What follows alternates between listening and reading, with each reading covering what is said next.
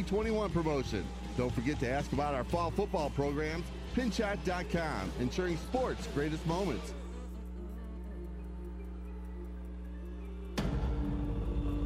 Welcome to the Vapor Locker USA pregame show for the St. Louis Ambush. Here's Joe De Niro and Bill McDermott. You can already feel the electricity in the family arena tonight here in St. Charles. Alongside Mr. Soccer, Bill McDermott, I'm Joe De Niro. It is retro night. What does that mean? We have Steamers, we have former Storm members, we have former Ambush members all in the building. And Bill, I feel like I'm 12 years old again. I'm telling you, this is going to be fantastic at halftime for the folks that are making their way down. And there's still plenty of time for you to come down and get in on the action tonight. It is our St. Louis Ambush against the Missouri Comets. Should be a very, very good soccer game and a really, really interesting halftime as well. And I'm telling you, I wish some of the old Steamers could suit up and play tonight. It's going to be great to see them at halftime for the 25-minute mini game. I think so, Joe, and I hope that the Comets are aware of the fact that halftime is going to be 25 minutes. This is true. But a wonderful evening to close out your first year here at the Family Arena. You're already averaging 5,446 people, third in the league. Very respectable for a first-year team. And I heard Andrew Haynes talking with Ron Jacober prior to the game, and Ron said very simply, how would you categorize your first year? Well, Andrew replied, pretty darn good business-wise, but we just have to get better on the field. There's no doubt. Daryl's aware of that. The owners are aware of that. But with all that being said, I talked to Jeff DiMaria just moments ago and said, you guys played pretty well last week against Kansas City. He said, for all intents and purposes, we had them on the ropes and really should have won that particular game. Well, and out of the 5 times that these two teams have locked horns, there have been 2 or 3 games, Bill, that have been very, very close. As you mentioned, last time they played, they dropped the game, but it was in Kansas City, 26-21. Mm-hmm. And I think one of the big stories is Greg Crook. Talk about a guy who's got the right last name. He stole a couple of goals away from the Missouri Comets for sure. He's in for Jeff Ritchie. Daryl told me prior to the game that really look for this guy to contribute a lot. He's good at his goal line. He's a very good goalkeeper to begin with. Played his intercollegiate soccer at SIU Evansville. He's born in Columbia, Illinois. More or less a local guy. But he is Sandy Koufax back there whipping balls out of the backfield. Amazing. Either right at the people's feet or into their path, and you can immediately get out of the backfield, boom, from defense to offense in 2 seconds. Yeah, and transition in this game, as you well know, very, very important. And the thing that's also interesting to note, Jeff Ritchie is fine. He's not injured. Right. He's on his 10-year wedding anniversary. He's on a cruise, so we will definitely see the likes of Jeff Ritchie next year. But it's nice to have a guy like Crook to step in. Well, let's put it this way, be a part of it. If we want to see Jeff Ritchie again next year, he did go on this cruise to commemorate his 10-year anniversary. He had told his wife, this is true, when it was planned, we are going to do this. She said, fine, okay, looking forward to it. Well, that's where Jeff Ritchie is. So. Exactly. Smart man. But Greg Cook, he wears number 40. He'll be the goalkeeper tonight. Played his first game against Kansas City last weekend. And as Joe De Niro said, almost pulled one out for the visiting Ambush in that game in Independence, Missouri. And good news as far as Daryl Duran is concerned on a couple of fronts. One, he's going to play at halftime tonight with some of the former Storm and Steamers and Ambush players. The other thing is that he will be back. He's got a contract extension, and he'll be the head coach, be behind the bench. No surprise there at all. No. I don't think to anybody in the league and anybody in the organization. This is his 13th coaching season, and he's one of the main reasons why this team, I think, has propelled itself and gotten a little better every week. Yes, and you could see that. Now, the results are contrary to that. Team comes into tonight's game 4-14. We're not naive. That has to get better. Absolutely. This is a report card business. You have to have better than 4 wins over the course of a year. It's a new team, and if you look around at the teams that are successful, Joe, Baltimore, Milwaukee, this team tonight, Missouri, they have a nice combination of veterans and youth. Yeah, the Ambush comes into this first year not knowing really how to properly prepare themselves. Not a whole lot of time to prepare. Sometimes, not a whole lot of time, but not that big, nice blend between the really experienced players, some elderly players. don't get me wrong, you can't play this sport with an elderly team. That's not going to work. No. But the combination of veterans and youth is a key factor to success in this sport. Absolutely. And year one is always a good learning year for anybody. And I think under the circumstances, sure, we'd like to see a few more wins in the column, but you do like at least the direction that the team is heading. They get this game, and next year there will be some changes. This roster as it stands will probably change quite a bit. We'll see some of the guys. There will be new players that will be brought in. But you mentioned the Missouri Comets, and right now this team is not too shabby. 3.5 games out of first place. They're in third overall. Of course, they will make the playoffs. But again, the Ambush have played very, very well against this team, and especially at home. And hopefully tonight, if nothing else, you hate to say something to build on for next year, but it's always nice to end your season on a positive. And, Joe, if there is a team that does indeed have the number of the Milwaukee Wave, it is this Missouri Comets bunch. Yes. They beat them last week in Milwaukee. Wow. Both teams conclude their respective seasons this weekend up in Milwaukee again. So the cream of the crop has indeed risen to the top 4 spots this year in Major League Soccer. There is no doubt. And very cool tonight as well, with it being Retro Night, a bunch of Steamers in the house, and former Storm players and the likes of Mark Mosier and Joe Reiniger, and even the Pearl, Carl Rose. He not is playing here, right? But he is in the house, and hopefully you're on your way, and you'll be able to see these great players from the past. Kind of a neat deal, too, that the current Ambush players tonight are going to be wearing retro uniforms from the 92 to 94. Those teal and black. Yes. With the Ambush logo emblazoned on the front. That's going to be neat to see as well. And some former coaches are here. Absolutely. Pete Sorber is here. Don Popovich is here. And darn. soccer royalty is here, Joe. I consider anybody soccer royalty from St. Louis who's in the United States Soccer Hall of Fame. Absolutely. Pat McBride is here, the very first coach for the St. Louis Steamers. And a heck of a guy. The guy who really got this off the ground. The players were good, but you had to have someone, a bona fide St. Louisan, at the helm of that team. And the perfect guy who came along at the absolute perfect moment was Pat McBride. Absolutely. And talking to Slobo Ilieski before he passed a few years ago, Pat McBride was the guy that he credited for being the guy that believed in him and bringing him here to St. Louis. And there's a story about that a little bit later on. Maybe we'll get to that at halftime. But, definitely a guy that if you grew up watching Steamers soccer, you know the name and you know the face of Pat McBride. And he was just as instrumental as the players were in molding St. Louis indoor soccer as it were. At times, Joe, Slobo and his antics of coming out of the goal, he clearly, without any question, was the benchmark for how to play soccer indoor as a goalkeeper. You got to be involved back in the then play. You didn't think so. You did not think so. You wondered just exactly, what is this guy? Steve Petcher told me on numerous occasions when he would see Slobo come up past him, where are you going? I play defense. Get back in the goal. and Pat said after a while, I just let him be. Yeah, do his thing. Because to stifle a guy like that, you were kind of, keeping he was being creative. And he was a guy that could get back into the net and make miraculous saves. Joe, all the things we talk about Slobo, and at the top of the list when you talk about Slobo Ilieski, is the fact that he's one of the most endearing characters, not just in St. Louis soccer history, but St. Louis sports history. No question. But the bottom line to the discussion about Slobo is he was a magnificent goalkeeper. Yes, he was. On his line, he was tremendously active, on very sure hands and lightning fast reflexes. And as good of a goalkeeper as he was just as good, if not a better person. Absolutely magnificent. And fantastic guy. And I think that's the other thing that endeared fans to him. Yes. Is he was a guy that was very fan-friendly and did a lot of soccer camps and a lot of things for charities here in town. And that's one of the guys I'm sure everybody that is here is going to play during halftime has stopped for a minute and thought about Slobo. And quite the businessman, yes, too, he was. Joe. Yes, he was. Owned a lot of property. Sure. Owned some businesses.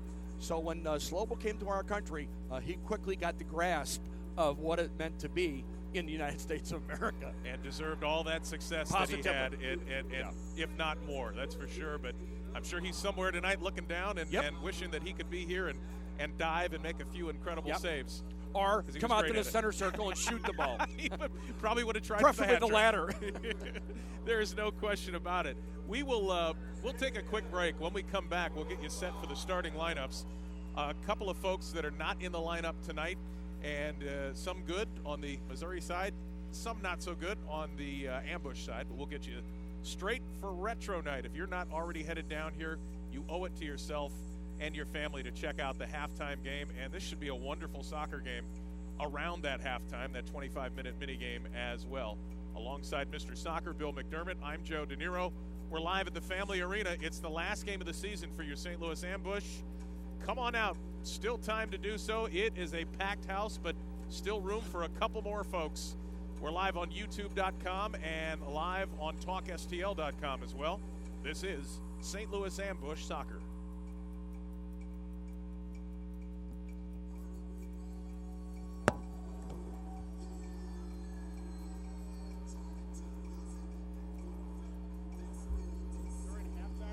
New sport at a price that's not going to set you back a house payment. They deal in all sports: hockey, baseball, softball, golf, lacrosse, fitness, and more. They'll buy it on the spot, cash with no appointment necessary. All sports, all year long. Don't get stuck with a garage full of equipment that doesn't fit. Take it in to Play It Again Sports and trade it for something they can use. Open 7 days a week and online at playitagainsportsstpeters.com. Kids grow up quick and jump as much as 2 to 3 sizes in a season. That's why Play It Again Sports in St. Peters is there to save you money and make everybody smile. Reuse, recycle, replay at Play It Again Sports in St. Peters off Mid-Rivers Mall Drive.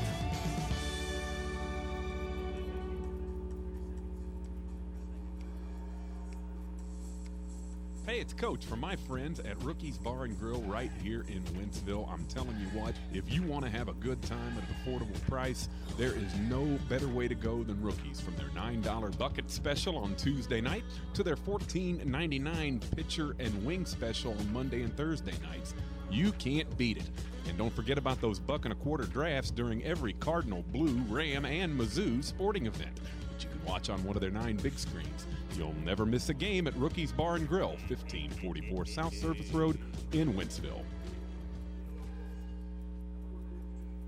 You're listening to the St. Louis Ambush pregame show on TalkSTL.com. Brought to you by Vapor Locker USA, your hometown electronic cigarette supply store. Now with 2 locations, 13 East Pierce Boulevard in Wentzville and 1032 Country Club Road in St. Charles. Also at VaporLockerUSA.com. Now back to Joe DeNiro and Bill McDermott.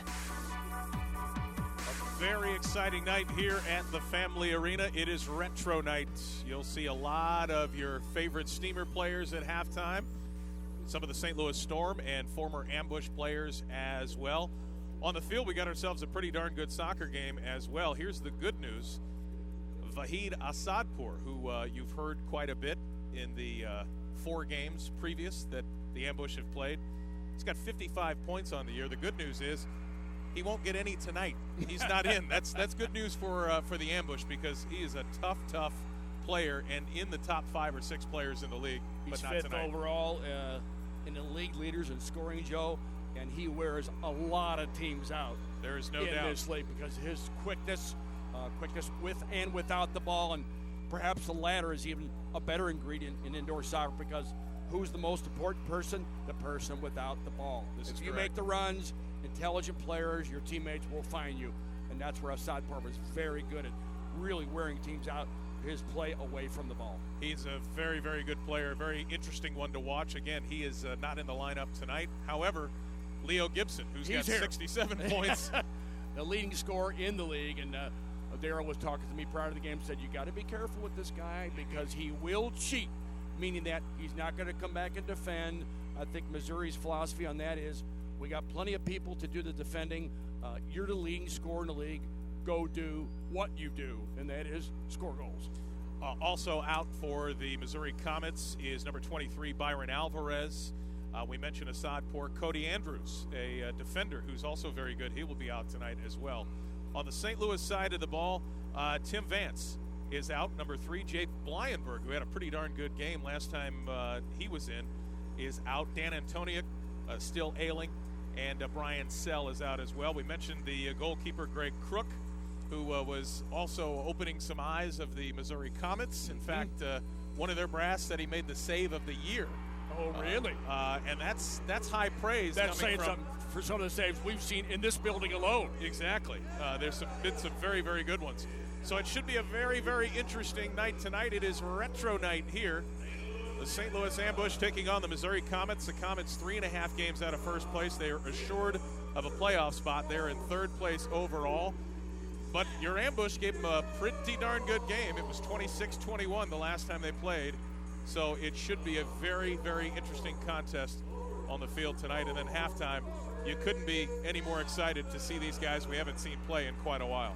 And about, truth be told, Joe, about 75 people have responded to the game at halftime, the retro game at halftime, the combination of the Steamers, Storm, Ambush, about 25 to each team, maybe another 15 players who are going to show up but not going to play as the Ambush comes out now, as Joe Gennaro Munch mentioned just a moment ago, in the retrofitting teal and black uniforms, the black shorts and the black socks. Yes, they do.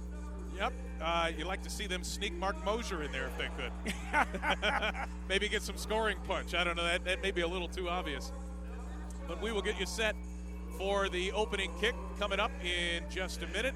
Retro night here. The final game of the season for the St. Louis Ambush. There also is a word of a friendly game coming up in May. We will tell you more about that as we go along tonight. That'll be very interesting. Positively May 3rd against the St. Louis Lions out at the St. Louis Lions complex. Tony Glavin, the owner of the St. Louis Lions, the coach of that particular team. Also in attendance tonight. He'll be playing, as a matter of fact, in the game at halftime.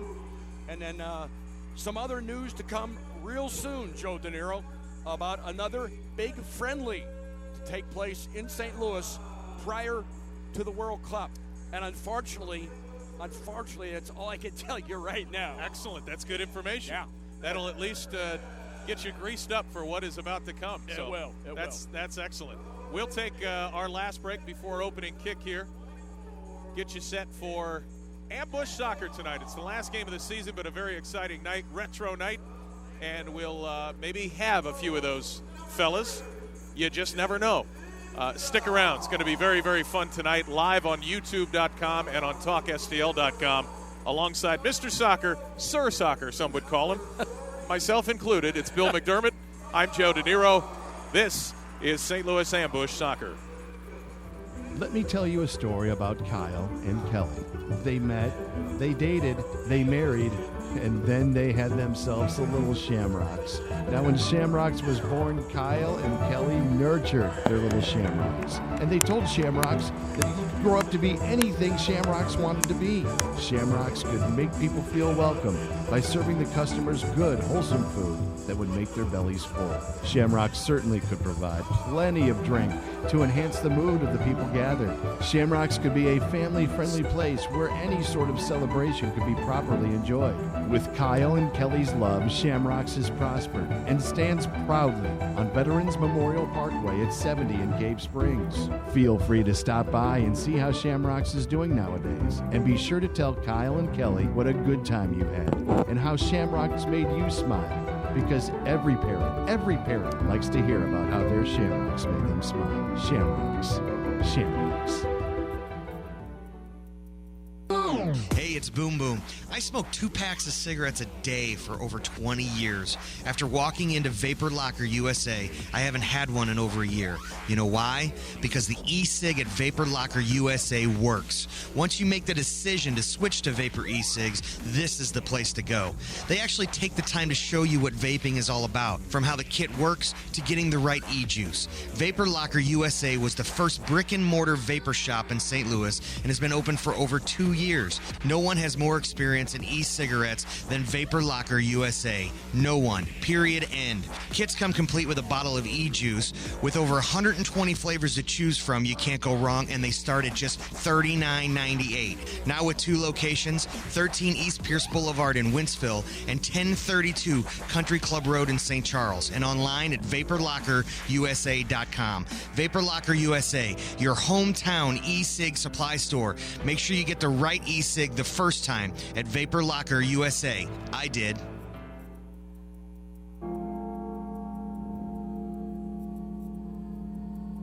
Here's a number you need to put in your phone right now, 314-291-8899. That's our friend, attorney at law, Jason Faust. And trust me, from a guy who's been married 14 times, I know good and bad attorneys. You need a guy you can trust. That is Jason Faust. That's F-A-U-S-S. Whether you're talking bankruptcy, criminal defense, DUI, DWIs, family laws, you name it, he's your guy. Find him on faustlaw.com. If you or a loved one are in need of a lawyer, give our friend Jason Faust a call. He'll help you out. 314-291-8899. He's a good guy. He's on the show every Friday. We know Jason Faust, and he's a reasonable priced lawyer. So call him today. That number again, 314-291-8899 for attorney Jason Faust, F-A-U-S-S. He's local, just like you. The decision to hire an attorney is an important one and should not be based solely on advertising.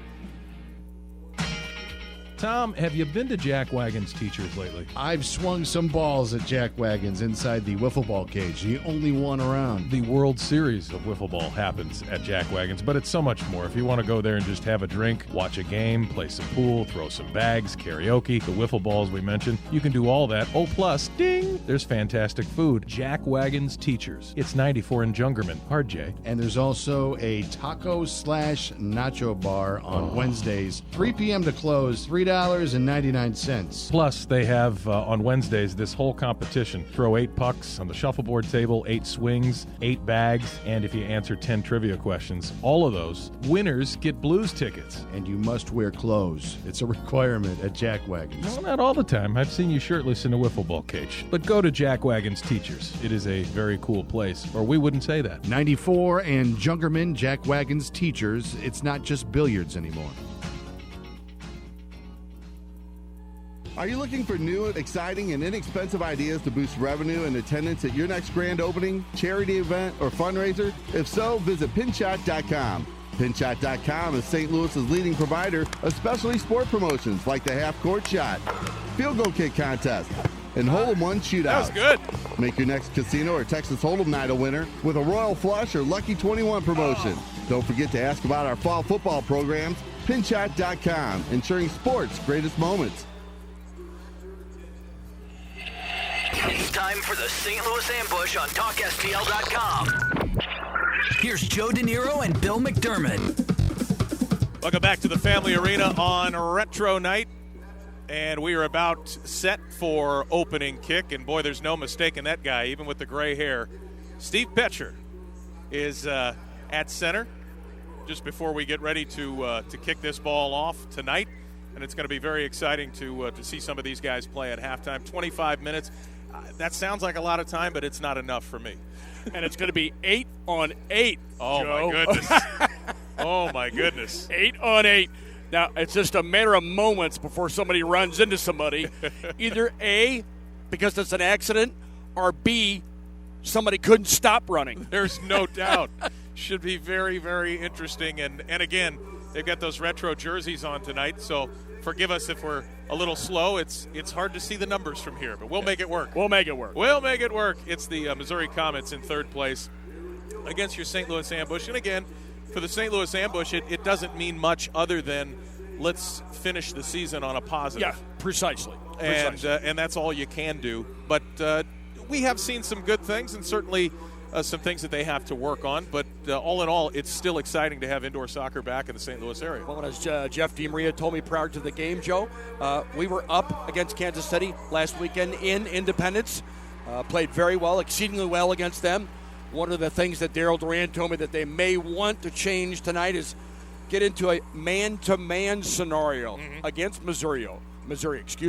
Last week they did a little bit of zoning along with the combination of man-to-man, but they're going to really lean on the man-to-man aspect. They have to be very wary of number 14, Leo Gibson. Just 5 feet 6 inches tall. He's from Monrovia, Liberia, but he is the leading goal scorer in this league. Very crafty. Two 3-pointers, 22 pointers. So he is dynamic on the ball, especially, and he doesn't bother to come back and defend a whole lot. So you got to be careful of that too. And the other thing you look for too in this Missouri team, one of the most important keys, if not the most important key in the playoffs, is good defense. And their goalkeeper has been nothing short of fantastic. Danny Waltman is a guy, you talk about the transition game, you talk about a guy that can make big saves, but can also get the ball up the field in a hurry, and he certainly can do that. How many times have we talked about it, Joe, during our broadcast this year? To be successful in indoor soccer, it has to start with your goalkeeper, A, who's good at his goal line, obviously a good shot stopper, but can contribute to the attack because he's good with his feet, and then on the outlet pass, boom, immediately get into the offense. We are about set for the kickoff here. Your St. Louis Ambush against the Missouri Comets, a team that they've been close to beating a couple times, the Ambush have, but have not gotten there. Tonight would be pretty sweet, considering Missouri's already in the playoffs. The Ambush will have to wait until next year. Yep. And on retro night, none better. We are set. It's Leo Gibson back in his own end to Harris, and now Danny Waltman playing the ball with his feet. He's going to bring it up. And you can see where Waltman starts the game, Joe, well beyond his yellow line. Oh, my goodness. There's a goal. Ouch. 15 seconds into the game. And miscommunication there on the part of the St. Louis Ambush. And Greg Crook came out to play it, wasn't very sure of himself. And the ball goes in the net, and they're already down 2-0. Make it 17 seconds into this game, and Bill McDermott, not the start you're looking for at all. Boy, you talk about chasing a game. That's exactly what's happened here. The ball rebounds off the near post boards, not handled cleanly, not cleared efficiently. Rebounds directly to the feet of a Missouri Comet player. 2-0 right away. They're going to get Greg Crook back in the game. Here he is with his feet into the left corner, off the glass. In front, Di Maria is there, being guarded by Megson, and Megson brings it out with some speed, trying to get it to Palmer, but Mike Mesley does a nice job. And with that new haircut, it's O'Dane Sinclair to Dowell. Dowell in the corner, shakes free, tries to get a shot, rebound, big save there by Danny Waltman. And a nice shot by Tim Findall, his first shot on goal. Came out of the backfield, saw a loose ball in the offensive third, immediately jumped on it, almost clipped it into that near post netting. So a good job to put some pressure on Missouri. And here's Danny Waltman, the keeper, with his feet, holds on to it, now comes near side into the ambush zone. And Toulouette, miscommunication there. It's Greg Crook, ambush goalkeeper. If you just joined us, Jeff Ritchie, 10-year anniversary. You got to do that. So Greg Crook filling in. Into the Missouri zone. Dan Antoniuk in the corner. Shielding the ball nicely. In front! And that ball is just hit wide. Back they come now off the near boards trying to get control is Schmerman. He loses it, and here it comes, 3-2. Toulouette into the zone. Shoots, scores.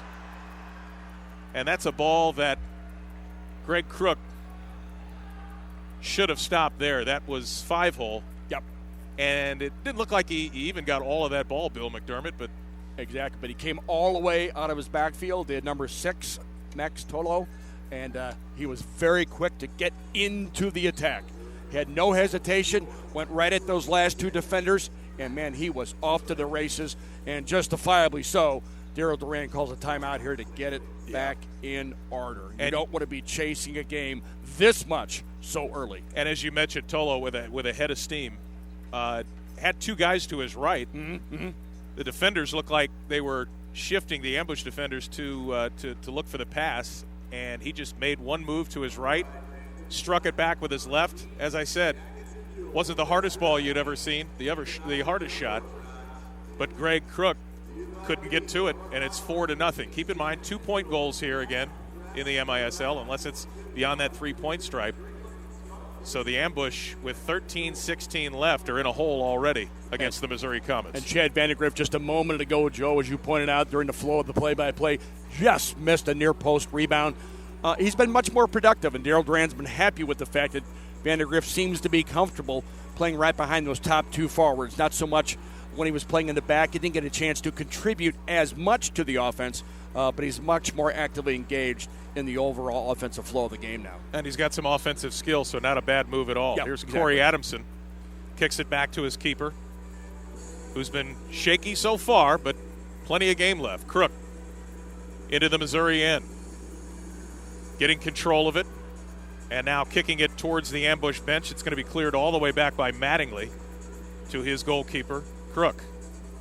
Nicely done by Chris Mattingly. Nothing else was on there. Just play the way you're facing. Get it back to your goalkeeper. Start the offense again. Mattingly at midfield, looking for the long ball. He's got Roach off his chest and headed nicely back to the keeper, Waltman, and they've got possession. He'll just roll it right side. But like all goalkeepers in this league, Joe, he looked long first. Yes, he did. He looked long first. If it's on to go long immediately, do it. And now back comes Alain Matingu. He's in front. He shoots. It goes off the far post. And that could have been 6-0 easily. Here's Perez for Missouri. Pressure now from Missouri. Perez, a shot. Crook the save. Nice to get him into the game there. And the ambush trying to clear the zone. They can't yet. Who wants it? Leo Gibson. He always says, I'll take it. Positively. He'll get around. Whenever the ball's anywhere close to the offensive area, he's around it. Here's Harris. Near side. Midfield now. With some speed. Makes a move. With his left. Off the boards, and a nice save there by Greg Crook. Good positioning. Covered up nicely. Did number 40, the goalkeeper, Greg Cook, preventing that rebound off the near post boards. Here's Corey Dow. Back to Crook as goalkeeper. To O'Dane Sinclair at midfield. Sinclair trying to get around the defender. He finally does. Takes a shot, and that one was ill-advised. Bouncing a little bit. Didn't get a good leather on it. And it'll be a restart for the Missouri Comets. Good play to get it out of the backfield, though, immediately to the feet of O'Dane Sinclair out of the backfield from Greg Cook. Going to need a lot more of that. Positively. Get it forward as quickly as possible. Get back in the game. Gibson now. That looked like a handball. No call on Megson. He retains possession. Oh, a nice move by Palmer. Shoots this one wide, and Jeff DiMaria comes out with it. Giveaway there. Big left foot, and that one goes over the net, luckily, and hits the crossbar. Here's Gibson for Missouri. 3-point try off the boards. Gets his own rebound and finally cleared, but not out. Another big drive. And Missouri, testing the ambush here with a couple of big shots. They are all offense all the time, the Missouri Comets. O'Dane Sinclair gets fouled. I think we got the call on that one. Mike Mesley on the restart. In the corner for Antoniuk. Goes right to left, now back for Mesley straight away. Right side, O'Dane Sinclair. Dan Antoniuk is there. Mesley, 3-point try is blocked. And Leo Gibson retains possession for Missouri. Gibson being hounded by two ambush defenders. But Danny Waltman calmly plays it out of his own end. And this ball is headed up and over, and it'll be a restart for the ambush. That's the kind of ball forward hates coming from his goalkeeper. A lofted, flighted ball as opposed to a driven ball. You can play a driven ball. A lofted ball like that with your back to play, you're going to get whacked. You give the defender too much time to get to that ball. Here's Kimball trying to make a move. He's pushed down, no call. Gibson on a break. Mattingly, the only man back. Shot saved by Crook. Rebound. And a good job there by Richard Schmerman, who's got the ball, tries to get it to Vandergrift, and he's going to have to go back to Aguiar. And Aguiar is going to take time and roll it back to his keeper, Crook. Crook brings it out. After a couple early shaky moments, Joe, Jeff Crook seems to have gotten back into this game. And the second we say that, he kicks it out of play.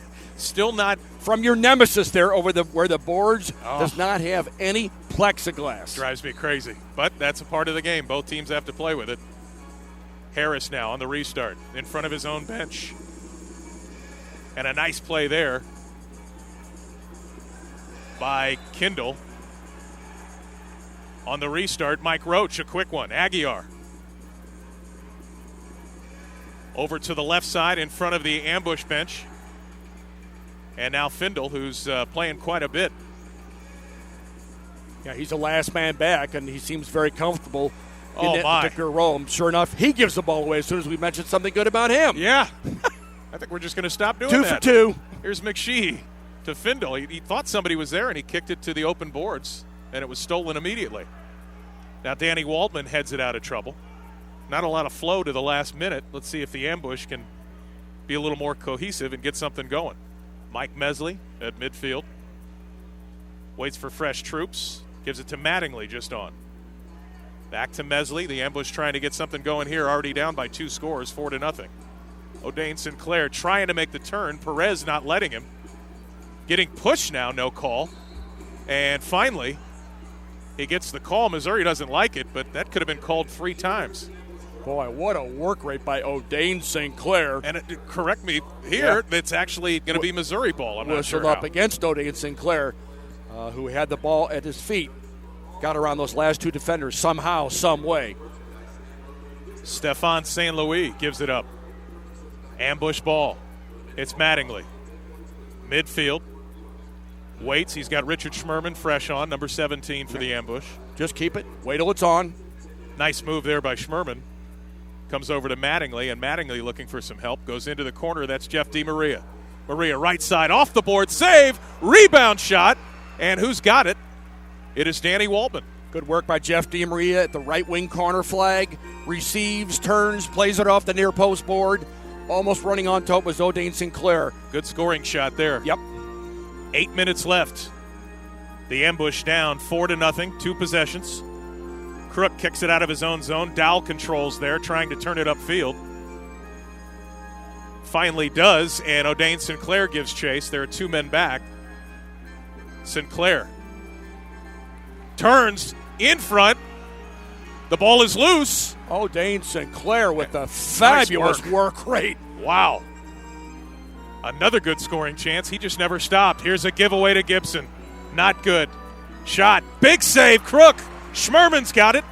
And on the transition with 7:23 left, here come the ambush. Excellent goalkeeping from Greg Cook. Vandergriff, a give-go from Sinclair. Nice save by Danny Waltman. And we've got a whistle. And it's going to be an important restart here for the St. Louis Ambush, their first one in enemy territory. Excellent opportunity to get back in the game. Ambush, usually on scenarios like this, Joe De Niro will call a timeout, perhaps now. Perhaps not from the corner flag. DiMaria on the restart.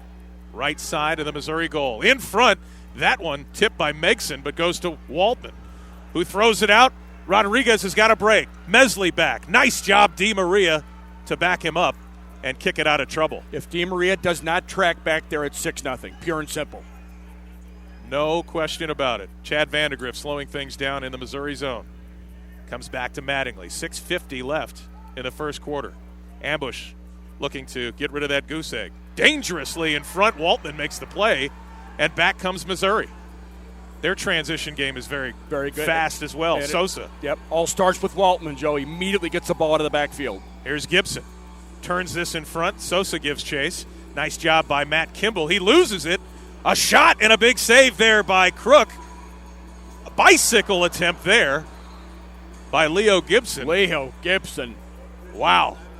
Would have been pretty had he put it on goal. Luckily, he did not. Tremendous effort. He comes into the game, we mentioned this, leading goal scorer in the league. 2 3-pointers, 22 pointers. Number 14, Leo Gibson. 6:24 left, and Daryl Duran wants to talk to his team. Takes a much-needed timeout here. 4-0, but again, had it been 6-0 on that last one-on-one break, yes. A completely different game. The Ambush, if they can put one in now, not completely out of this game right now. No, by no means, Joe. But as we talked about, happened pretty much in the game against Milwaukee last weekend. You don't want to be at home chasing games. No. And this is exactly what 17 seconds in the visitors score. That's really, really devastating to what everything you've prepared to do coming out for a home game. No question about it. So they've got their work cut out for them, but a couple of nice scoring chances in the last couple of minutes. See if they can build on that. And it looks like goalkeeper Greg Crook is finally in the game. Couple of saves to build his confidence up a little bit here on a retro night as the Kiss Cam makes its way around. Perfect night for that. It's cold out. Warming folks up. And with 6:24 left here in the first quarter, it's 4-0. Missouri Comets. Missouri Comets, who come into tonight's game in third place. Joe De Niro pointed that out. 3.5 games out of first place. We mentioned this, Joe, that Baltimore was ever so close to Milwaukee. They've taken over first place in MISL as of this evening. No surprise there. And back we come to live play. San Luis, nice play there by McSheehy. Otherwise, it was a 2-on-0 break. Back they come. Nice play there. That is Hobson. Can't get around Brathwaite. In front, Hobson. Oh, a big shot there by Roach. He goes wide, just high to the right of the goal. Ambush retained possession, but now it's stolen. That's Sosa. Sosa's got San Luis. Finds him, turns, shoots. Nice block there. That's number 8, Kyle Hobson. But back they come, they shoot, they score. Oh, my. Stefan San Luis on the turn into the opposite side netting. Didn't give up on that ball. No, he did not. He dug the ball out. Another key to these really good teams atop the league standings, Joe. We talked about it with Milwaukee. When they lose the ball going forward, they pounce. They try to get it back as quickly as possible in a far advanced position as possible. That's exactly what happened. Stefan San Luis jumps on this, visiting Comets on top by a score of 6-0 now. 5:39 left in the first quarter, and the ambush there just overmatched in their own end. And back they come. Here's O'Dane Sinclair, number 12 for the ambush. And back it comes to Mattingly, midfield. Trying to find somebody. Into the corner he goes. Looking for Corey Dow. And Dow draws the foul. It'll be a restart to the right of the net for the ambush. Another play that started quickly, Joe, with Waltman, Danny Waltman, the goalkeeper, getting the ball out of his backfield really quickly. Big drive now, but finally kicked out. Here's McSheehy. He's got to go all the way back to his keeper, Crook, playing for Ritchie tonight, who's absent. Here's McSheehy. Hits this one off the side of the goal, and there's O'Dane Sinclair. Nice feed, a shot just goes wide. Mattingly a 3, can't get his knee over the ball, and up and over it goes. And again, at least some nice pressure there by the ambush. I think that ball from Corey Adamson hit off that near post. He's got a very powerful left foot, does number 4, Corey Adamson. Just another small player, but nonetheless, tremendous determination. Just 5'7", 155. Corey Adamson has some experience indoor with the Las Vegas Legends. Got a little Don Ebert in him, too. He Very can be much emotional so. at times. He does not get pushed around. He does not, under no circumstances. Stays up, gets involved in the flow of the attack. Tremendous left foot. 4:51 left in the first quarter. Down by 3 scores of the ambush, 6-0. Here's Adamson, who we talked about. Loses the ball. That's a dangerous play back to Waltman. Very much so. Either he didn't know he was that closely guarded, or he has inordinate confidence in his goalkeeper. Back comes Missouri, wide open, but a nice job to come off his line and make the save for Crook on the transition. Good goalkeeping from Greg Crook. Immediately snuffed that out, going to the opposite post. Kimball loses it here to Harris, but in comes Antoniuk. Chad Vandergriff. Pardon me, Antoniuk not playing tonight. I should know better. Vandergriff's got the pink and blue shoes. Here's Findle to O'Dane Sinclair. Turning, and that's going to be a foul. Wins the foul, does. Number 12, O'Dane Sinclair. Been playing very well this inning with his back to goal. Great on the turn, and that's how he won that particular foul in a dangerous position. Surprised they haven't taken a timeout, Bill, on a couple of these restarts. They usually do. 3-man wall, O'Dane Sinclair. Goes to Schmerman, faked, and a nice shot there, a left by Adamson, but a foot save by Waltman. Big shot here, in front. Who wants it? Oh, a heel, and off the line it comes. In front, finally cleared by Missouri, and that's the best chance so far the ambush have had. Wonderful work. Oh, that may be a 2-minute penalty. It's going to be. Yes, it will. Richard Schmerman pulls down Gibson, and against a high-profile player like Gibson, you're going to get a 2-minute blue card almost every time. Legitimate goal-scoring opportunity. And not a bad call. No, not at all. The accurate call by referee Shane Butler. Richard Schmerman pulls down. Who else? Number 14, Leo Gibson. Always ready to go at the goal. And I will say, even though it was a 2-minute blue card, that's really the only thing he could have done there other than give Gibson a one-on-one with your keeper, and that spells goal. Yeah, and he was beaten with the ball at his feet. So it'll be our first man disadvantage for the ambush tonight. First time on the power play for Missouri, and they are darn good when it comes to power plays. These guys can get open and score in a hurry. They've already got a 6-0 lead. 3 2-point goals. 3:45 left in the first quarter. And the penalty kick attempt. And it'll be a penalty kick. Let's see if Greg Crook. Shootout attempt by number 14, Leo Gibson. Starts at the yellow line. When he's ready, he'll go. Everybody else back at the midline. Gibson turns, shoots, big save, Crook. Rebound in front. Nice job, but then it goes in. Oh, boy. The ambush trying to get defense back in time, and it looks like Corey Adamson is shaken up on the play as he dove back to get that ball. A nice save by Crook on Gibson, but on the rebound, Tulo gets his second of the game, and he flew off of that midfield line. Did he ever? Wow. He appeared from nowhere, Joe De Niro. As soon as that ball was saved by the goalkeeper, Greg Crook, he was all over it. 3:38 remaining in the first quarter. Ambush down 8-0. O'Dane Sinclair beyond the three-point arc. Now inside, over to Roach. McSheehy, a shot, big save there. Diving save. A wonderful shot by number 14, Pat McSheehy, and an equally great save by the goalkeeper, Danny Waltman. Man, has he been good. Here's Roach, three-point range. In front, trying to get it to Di Maria. He breaks loose, but Palmer gets it. Di Maria gets it back. The team captain goes back to McSheehy. Good work by Di Maria to keep that ball alive in their own offensive third. Far boards. He's got Mattingly. Finds him from three-point range. Off the boards, an odd bounce, and now is finally cleared out. And with 2:50 left, the ambush trying to poke one in here before the end of the quarter and playing catch-up. Down by 4, 2-point goals, 8-0. Just on. That's number 24. That's Aguiar. Big drive there, blocked in front. O'Dane Sinclair trying to get a hold of the ball. Can't. Clean tackle, steals it, and comes up with it, but now it's finally tipped out. Mike Mesley goes back here near boards. And under control with it is Palmer. Boy, this O'Dane Sinclair is a workhorse. Yes, he is. He doesn't stop. He's going to need some help tonight. Here's Sosa. Brathwaite, left foot wide. Sosa again with the rebound. Goes right side to Megson, and he kicks that one wide.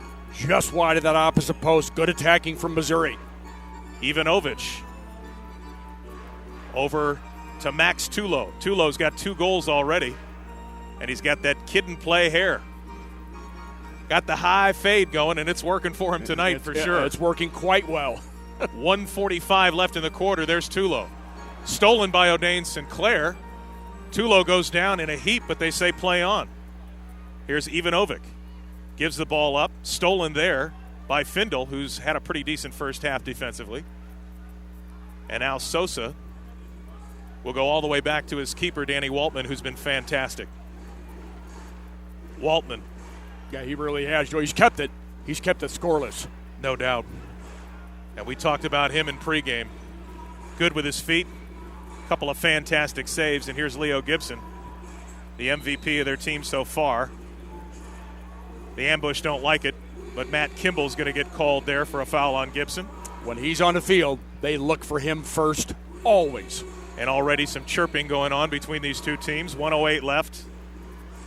It's all Missouri so far. The Comets lead the ambush 8-0. Oh, what a move. But a nice steal there by Dow. He's got a 2-on-1. He's got Schmerman left side. Richard Schmerman shoots.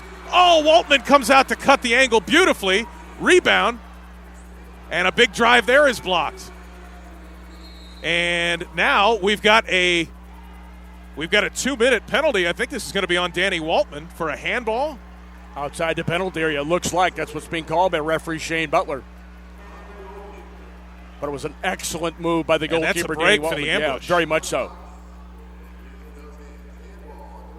So Danny Waltman pleading his case there. And it happened so fast, Bill McDermott. Couldn't tell if that was a handball or if it did hit off his leg, like he says. He's claiming he saved it with his outstretched leg. It certainly looked like it, Joe. But Shane Butler saw something different there, and with 43 seconds left in the first quarter, the Ambush could use the restart. Down by 4 2-point goals, 8-0. Waltman still trying to figure out what happened there. Now, is it going to be Missouri ball? How does that happen? If it's a handball on the goalkeeper, how do they get the ball on the restart?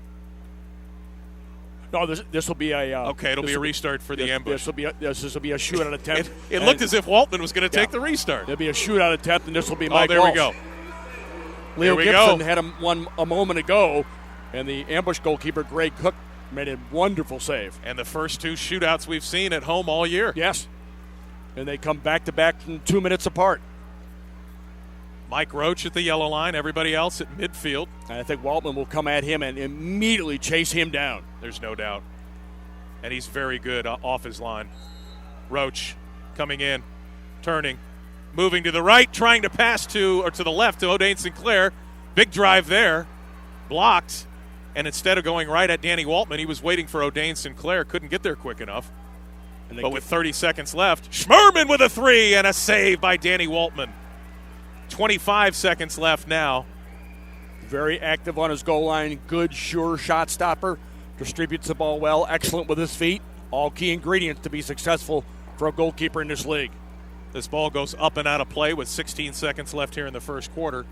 It's going to be Ambush ball, as they say. That one goes off of San Luis. And the Ambush going to get one more shot at it to try and get that 0 off the board. 10 seconds left. Here come the Ambush. That's Richard Schmerman. In the corner he goes. Dow, 2 seconds left. Will they get a shot? They do. Goes across the goal mouth. And nothing doing. The end of the quarter, but don't tell O'Dane Sinclair that. He's still running.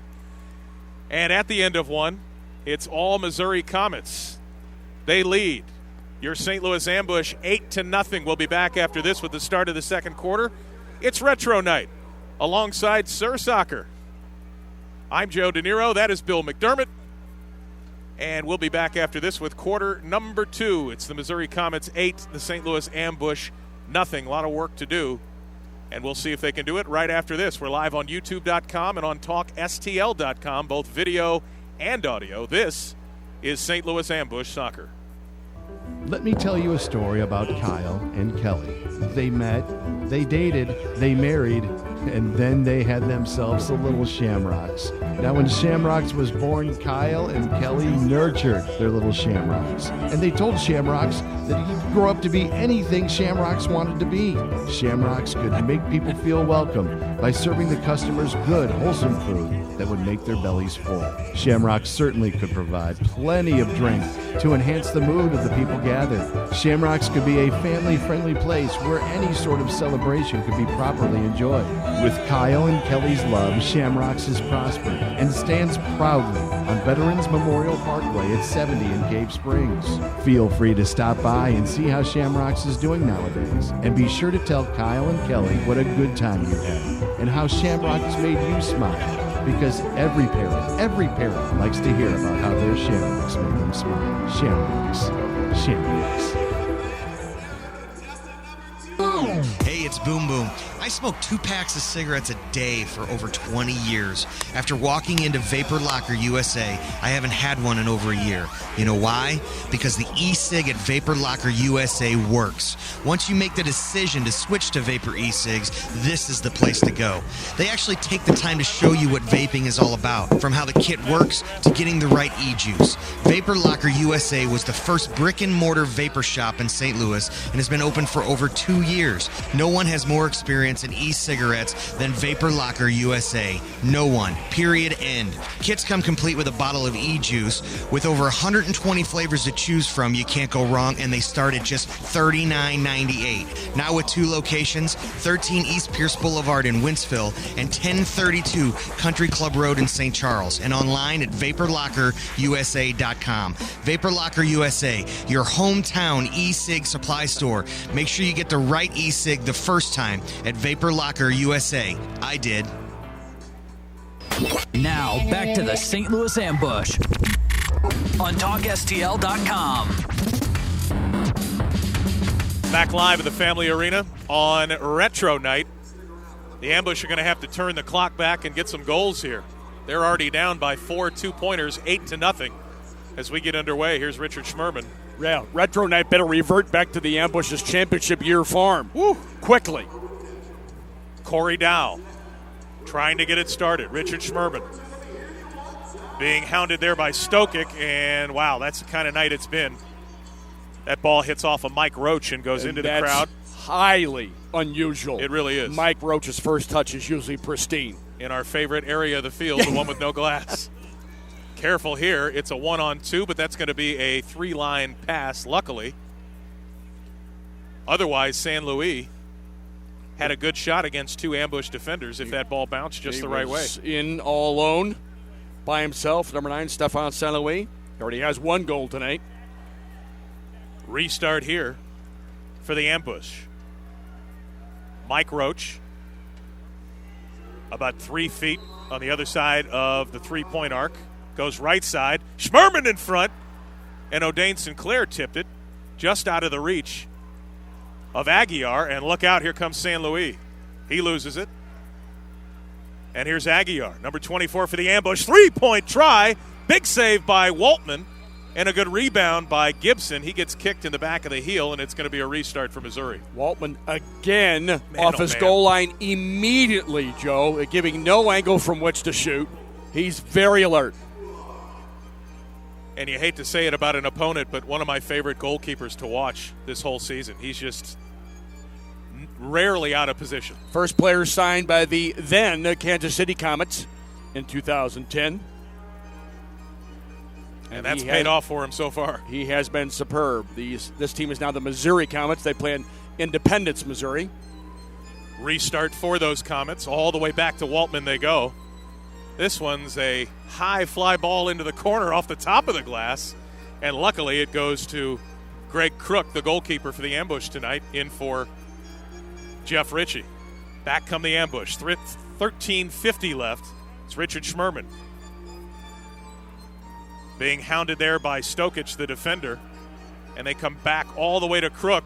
Nice job to find Sinclair if they can get there. Roach in front, turning and trying to tip the ball past Waltman. He has none of it. He stops another one. Immediately comes out to the feet of the shooter. This time Mike Roach smothers up, doesn't prevent the rebound. And that's what the Ambush are going to have to do to beat Waltman. When he comes out, they're going to have to get somebody in deep for that rebound. Because he comes out way to the tip of his own penalty area. Harris giving chase.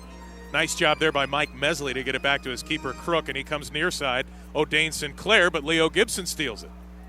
The smaller Gibson goes down, and Sinclair is going to get called for the foul.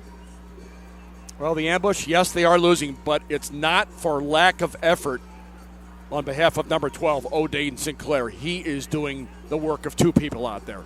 And no shock, he's the team's leading scorer as well. Ambush trying to get something cooking. Can't do it if you don't have the ball. It's Leo Gibson. 67 points on the season. And he turns. 3-point shot. Nice block there by Mike Mesley, as he tends to do a lot of. Goes up and over, and Mesley looks like he's got a little Charlie horse there. Favoring that left quad is Mike Mesley. Careful. Handball. Oh, they're saying off the shoulder. That's lucky. That was in the box. Would have been a dangerous restart. A giveaway here by Vandegrift, and now they go to Di Maria. Di Maria's got to wait for the ball. It comes down. He's got Kimball. And now all the way across. Oh, not getting a foot on it there. Waltman kicks it away. And a great shot there by Chad Vandegrift. He just couldn't get to it. Here's Kimball in front off the boards. And finally cleared away. Well, wonderful pass on the ground on the diagonal. Beat 2 people with the pass. Jeff DiMaria finding Chad Vandegrift all alone at that opposite post. He can still thread that needle. Yes, he can. Mick Sheehy now for the Ambush. Comes back to Mattingly. Mattingly waiting for some troops. He's got Richard Schmerman that's just fresh on. Slides it to him near side at midfield. With the left, he goes into the corner. Vandegrift tries to get it, but it's stolen nicely there. And a nice steal by Kindle. Oh, and he's tripped up. And are they going to call the 2? They are not. Sosa says dive. Well, yeah, he had to dive after you tripped him. This is one of the age-old, I played the ball. Yes, you did. You did. But in the process, you fouled him. And Tim Findle getting involved here, number 30. Haven't seen a lot of him this season. But he's he been, just a recent. They just signed him. Been very active so far this evening, Joe. Schmerman trying to get the ball that's up in the air. Collides with Megson. Now here's Kimball. Kimball has got Vandegrift on the far side, and a nice steal there, but a giveaway to Schmerman. He turns back, waits. Here's Aguiar. Aguiar's going to run off. O'Dane Sinclair back on. Here's Richard Schmerman with the ball. You want Di Maria and O'Dane Sinclair. If you can keep the ball in the offensive third and still make a change, that's who you want to come out. Nice job by Di Maria to retain possession. Back to Mike Mesley. See if Mesley can put one of those three-point bombs on net. Here's Findle. To O'Dane Sinclair. Back to Findle, number 30. Into the corner, Di Maria. Left side of the Missouri net. Good job here. And, that's got to be a foul. That was obstruction. And I don't know how you argue that, but they are. Findle has shot that one off of the back of Di Maria's head. And it goes up and over. I believe that's going to be Missouri ball. Or, nope, they're saying the referee says, nope, that's ambush ball. Hit off a Missouri Comet player. 10:25 left in the half. 8-0. That's 4 2-point goals for Missouri. And on the restart, 3-point territory is Vandegrift. O'Dane Sinclair trying to get the ball. And I believe they're going to call him for a handball. That's a good call there. Yep. Nonetheless, still trying to keep the ball alive inside the penalty area is number 12, O'Dane Sinclair. Danny Waltman will play it with his feet. Comes out of his box now. Up to the yellow line. To Megson. Megson, number 77. Goes all the way across for Stokic. He's going to not take any chances. Go back to his keeper, Waltman. And with an 8-0 lead, you can do that. Exactly. You're the visiting team on the road. You got an 8-0 lead. That's the way to play. Oh, how did Gibson get open to take a shot there in the corner? Somehow, some way on the turn with a bouncing ball, no less, Joe. That's a heck of a move. Megson for Missouri. Goes to number 20, Stokic in his own end. At his yellow line, back to the keeper, Danny Waltman, who's going to bring it out. Mike Roach gives chase. And now Matt Kimball, along with Corey Adamson. Good pressure. Waltman, a nice move. Goes left side, and now with his left foot, comes all the way back across the field to Megson. What a play there. Megson, 3-point try, in front, tipped, and it just goes wide. Here come the ambush. Mike Roach can't get the ball. He was late on a shift. He's going to go off. And with 9:17 left, the ambush yet to put the ball in the back of the net. Missouri up by 4 goals, 8-0. Head ball in front. Luckily, that goes off the glass. It gives the goalkeeper, Greg Crook, who's in his second game with the ambush, throws this one up and over, and you can't have that. With 9 minutes left, just not finding their stride yet. Yeah, it's difficult enough playing against this team. You certainly don't want to give it away coming out of your own backfield. Missouri now heads it into the ambush zone. Nice job there by Mattingly. He's looking for Di Maria. Di Maria gets it for the ambush, and now Dow, 3-point range. Turns and loses it. And look out, it's Gibson. He's got a 3-on-2. Nice move there. Big shot and a save out of his box, and a nice save there by Crook, and now it's stolen. That's Aguiar for the ambush. Nice job not to panic on that 3-on-2 and to keep the ball out of the back of the net. The ambush now into the corner.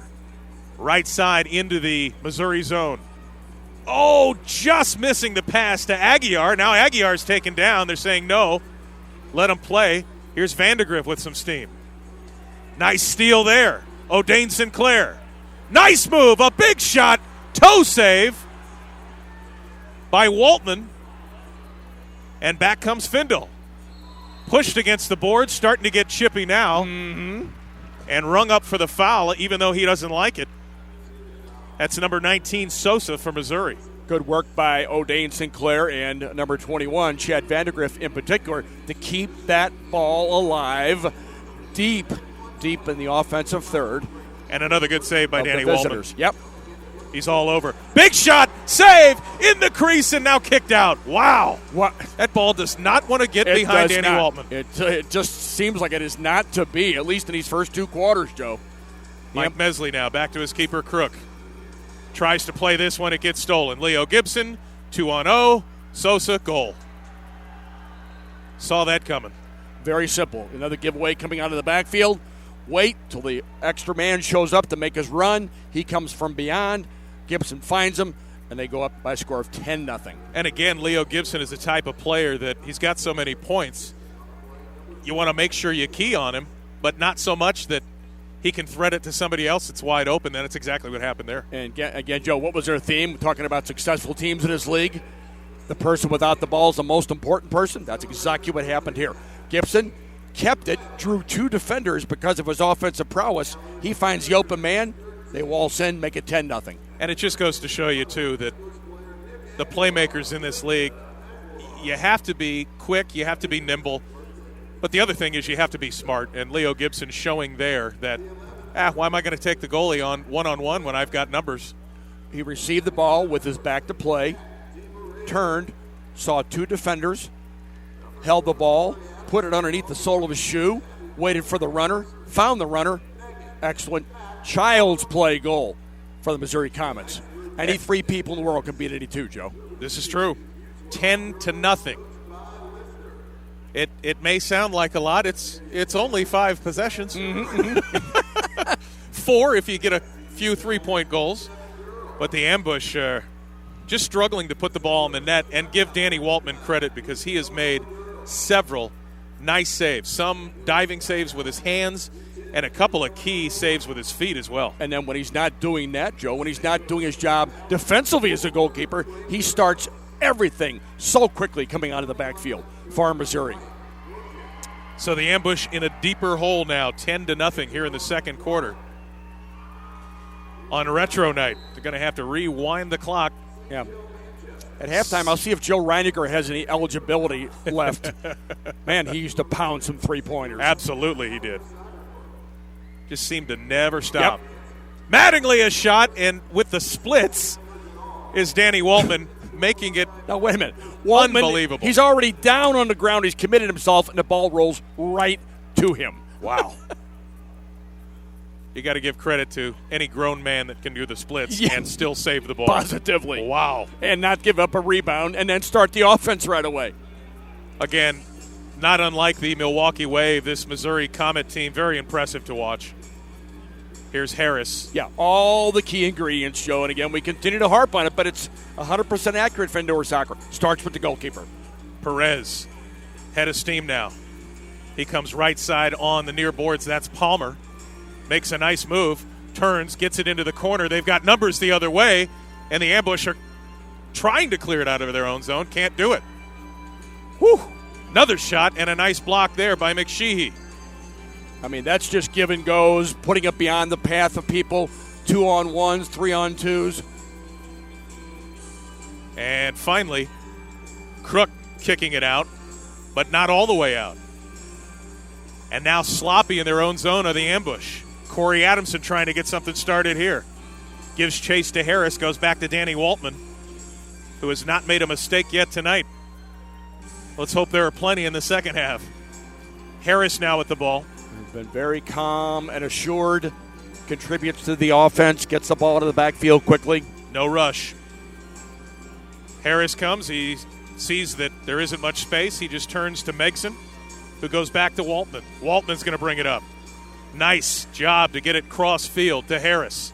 3-point try. It goes just over the net, luckily, and cleared by Schmerman, but right back to Missouri. Yeah, that ball you have to keep in your own backfield. Wait till someone's available. You clear the ball without trying to find somebody against this team, it's coming right back at you. 5:10 left, and 10 is the number tonight. The ambush down 10-0.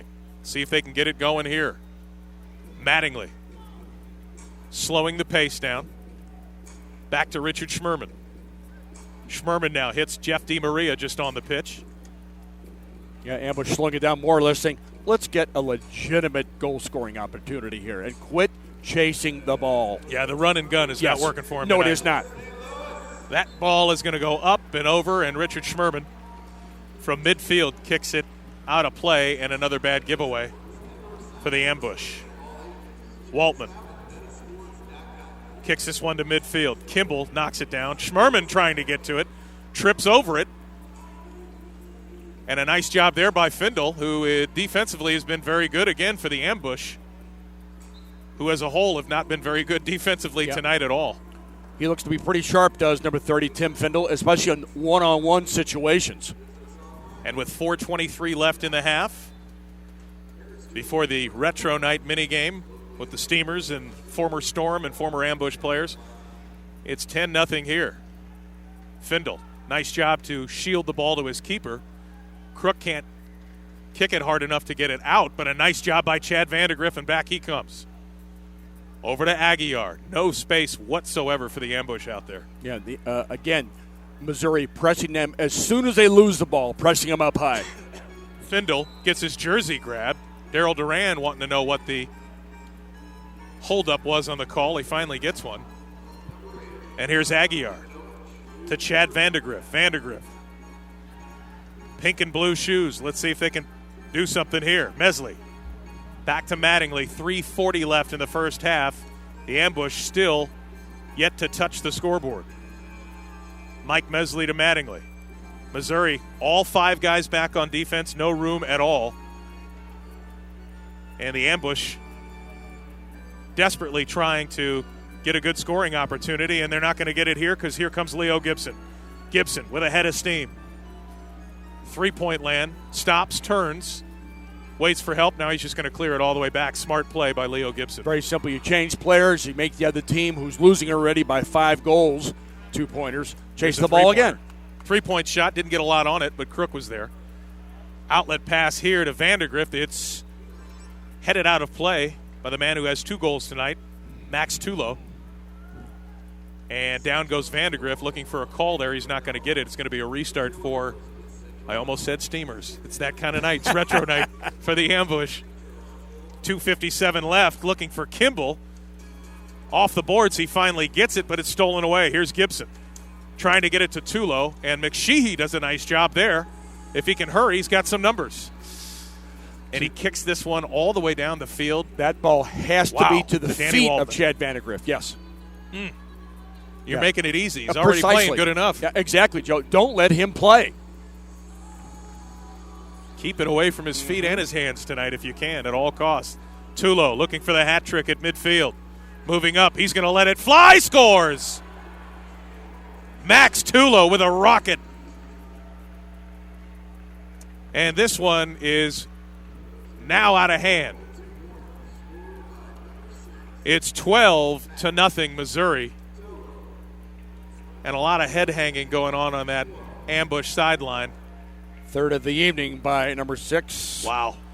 Max Tulo, but you saw him immediately dig the ball up. He was going forward, and he was going to shoot from distance. Pure and simple. You could tell he had it on his mind the second he moved that ball up. The instant that ball got to his feet, he was going at the goal.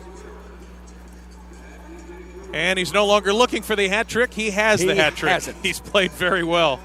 Richard Schmerman and the ambush down by 6 goals, 12-0. I just came to the team on February 19th, Joe, in a trade with the Pennsylvania Roar. That's a pretty darn good move on their part. Extremely. Bill McDermott going to head down for halftime festivities here on a retro night with 2:04 left in the half, and this one has been ugly from the start. It's 12-0. Kyle Hobson with a restart at the top of the arc. 3-man wall for Missouri. Big drive. That one goes wide, and back goes Mike Roach to give chase to Greg Crook, the goalkeeper tonight. Stolen there by San Luis, and he's going to go all the way back to Sosa in his own end. And Missouri with a 6-goal lead, just playing keep away. Palmer, nice give-go there from Sosa. Palmer, 3-point range. San Luis turns, moves it. Schmerman, a nice play. And now giving him some help as Adamson can't clear. Palmer shoots, and I believe the keeper, Crook, got a piece of it. And the Ambush need a break here. They're not going to get one for 1:20. That's how much time we have left in the second quarter. Palmer, all alone, luckily kicks it up and over. And Greg Crook, the keeper, saying, hey, we're not out of this half yet. Guys, let's play some defense. Palmer all alone. Luckily, he didn't get good leather on it. And the rebound went up and over. Now Crook on the restart with 1:13 left. And the Ambush will be lucky just to get into halftime down 12-0. This Missouri team has played very, very well tonight. And their goalkeeper, Danny Waltman, has been outstanding.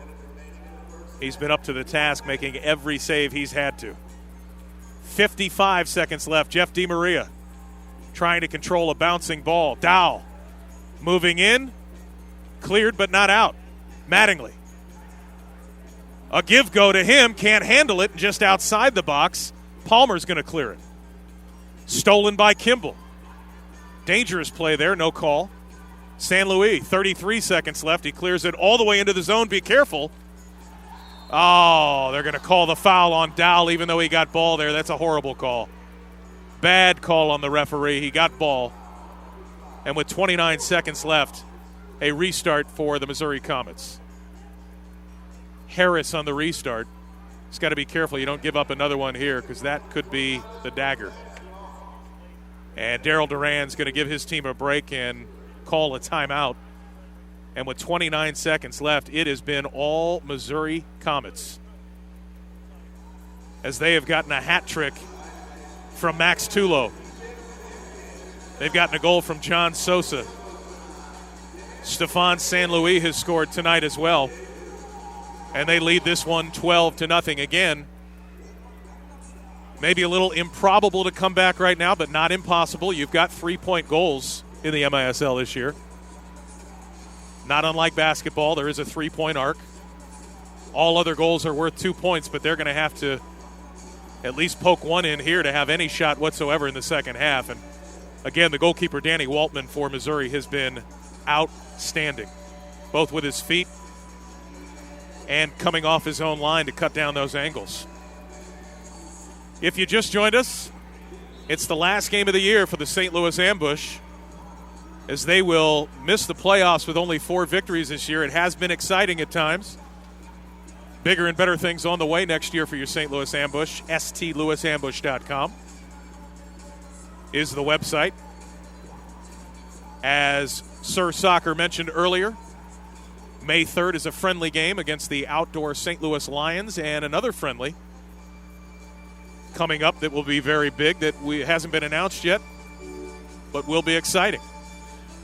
Restart now. This is Sosa in the Ambush end. 29 seconds left. They're already up 12-0. Rodriguez takes it. This one goes off the near boards. Didn't get a shot there. It's Sosa. He's going to go all the way back to his keeper, Waltman. And into the ambush zone he goes, trying to get it as Mesley over the top of Gibson and finally pushing Gibson down. Surprised there's no call. Here comes Matt Kimball with 8 seconds left. Going to have to hurry. Shoots it off the top of the net. Dowell trying to get it under control. He goes wide, and that'll do it for the first half as it gets a little chippy.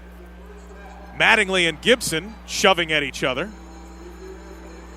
And now a few Ambush players over to say, hello, how are you? How do you like our retro teal jerseys? And that'll be the end of the first half. Not a good one at all for the Ambush. They can't get a ball behind goalkeeper Danny Waltman, who has been fantastic. And on the other side, their offense has been pretty darn good as well. It's 12-0, down by 6 goals, but it's retro night. The fans excited to see some of the former Steamers and Storm and Ambush players. We'll be back after this to recap a very Missouri first half, and not St. Louis, Missouri, unfortunately. Your Ambush are down by 6 goals, 12-0. We'll be back to give you some halftime statistics and get you set for the third quarter right after this, live on YouTube.com and video and audio on TalkSTL.com as well. This is St. Louis Ambush Soccer.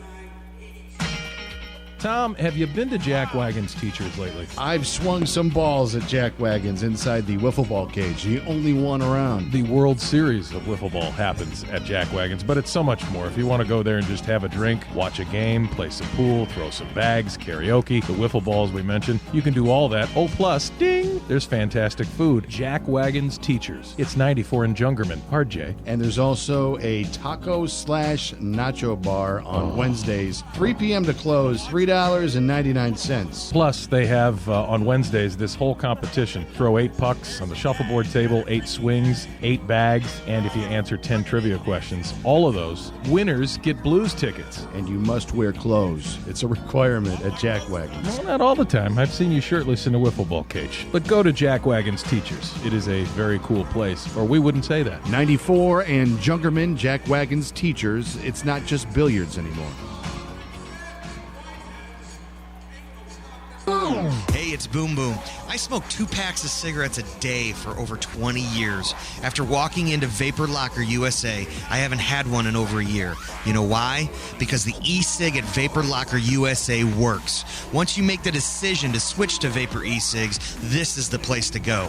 They actually take the time to show you what vaping is all about, from how the kit works to getting the right e-juice. Vapor Locker USA was the first brick-and-mortar vapor shop in St. Louis and has been open for over 2 years. No one has more experience in e-cigarettes than Vapor Locker USA. No one. Period. End. Kits come complete with a bottle of e-juice. With over 120 flavors to choose from, you can't go wrong, and they start at just $39.98. Now with 2 locations, 13 East Pierce Boulevard in Wentzville and 1032 Country Club Road in St. Charles, and online at VaporLockerUSA.com. Vapor Locker USA, your hometown e-cig supply store. Make sure you get the right e-cig the first time at Vapor Locker USA. I did. After going to the St. Charles Chill game, your kid wants to play goalie. Not a problem, until you see the sticker price on all the equipment. Let Play It Again Sports St. Peter's outfit your kid's new sport at a price that's not going to set you back a house payment. They deal in all sports: hockey, baseball, softball, golf, lacrosse, fitness, and more. They'll buy it on the spot, cash with no appointment necessary. All sports, all year long. Don't get stuck with a garage full of equipment that doesn't fit. Take it in to Play It Again Sports and trade it for something they can use. Open 7 days a week and online at playitagainsportsstpeters.com. Kids grow up quick and jump as much as 2 to 3 sizes in a season. That's why Play It Again Sports in St. Peter's is there to save you money and make everybody smile. Reuse, recycle, replay at Play It Again Sports in St. Peter's off Mid-Rivers Mall Drive.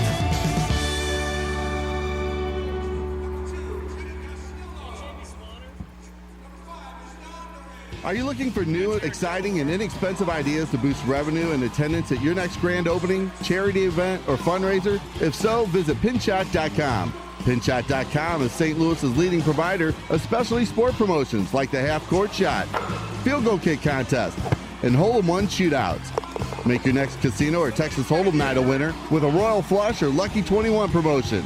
Don't forget to ask about our fall football programs. Pinshot.com, ensuring sports' greatest moments.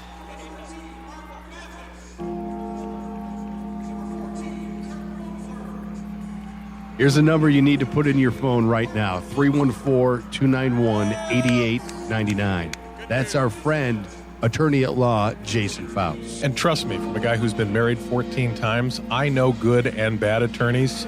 You need a guy you can trust. That is Jason Faust. That's F-A-U-S-S. Whether you're talking bankruptcy, criminal defense, DUI, DWIs, family laws, you name it, he's your guy. Find him on faustlaw.com. If you or a loved one are in need of a lawyer, give our friend Jason Faust a call. He'll help you out. 314-291-8899. He's a good guy. He's on the show every Friday.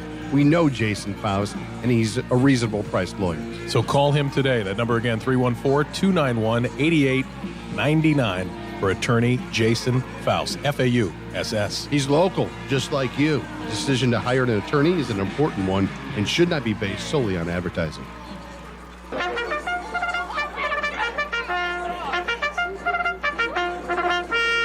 Good day and welcome welcome to TalkSTL.com. While you enjoy your listening experience to our original programming, we would like to announce that Shamrocks is TalkSTL.com's official watering hole, eatery, and establishment to have happy fun times in. Whether it's enjoying their lunch buffet or trying to fill the void after partaking in too many libations, Shamrocks will not disappoint. May we suggest the Pub House Club or the Dublin O'Fatty. Fun to say, even better to eat. Shamrocks. Be sure to say TalkSTL.com at the bar and receive $1 Petrol Naturals. Again, fun to say, better to drink. $1 Petrol Naturals. Shamrocks, Veterans Memorial Parkway at 70 in Cave Springs. Party starts when you arrive. Now, back to the St. Louis Ambush on TalkSTL.com.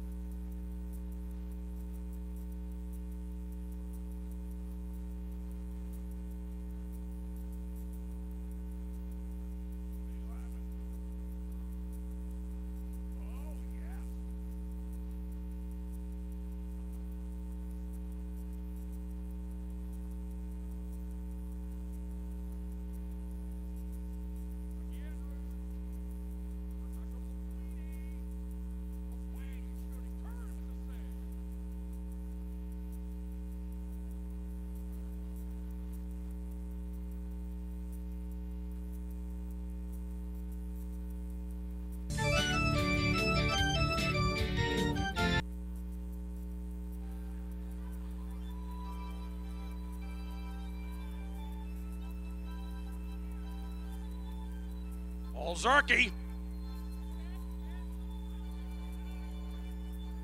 Tremendous confidence in their goalkeeper. Scott Marty, Redmond Lane.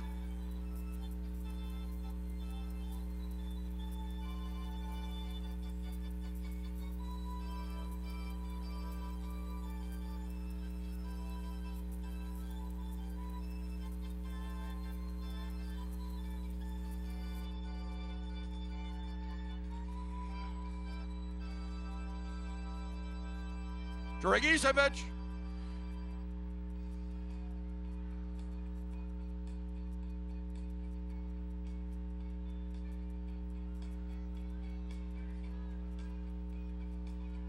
Dustin McMillan.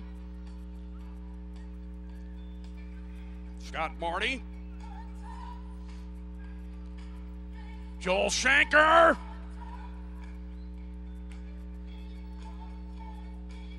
Good defending, Skirling. Rookie Andrews.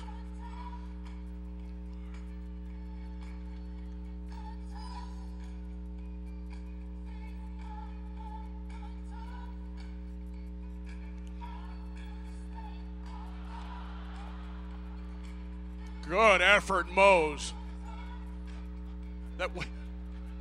Moser scores that, we may have to turn the lights out.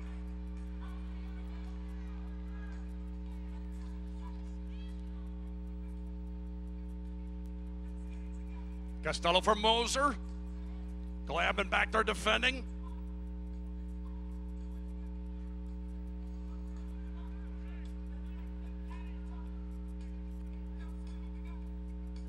Tim Hardy.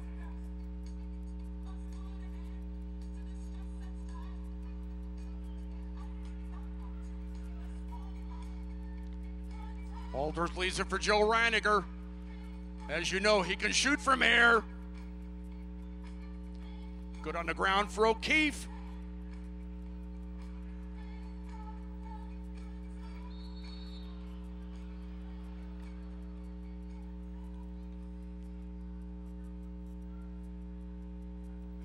Harry Huber calling yet another foul.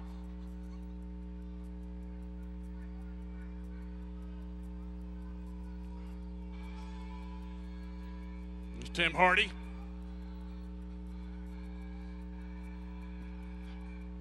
Nando Hernandez now in goal for the black team.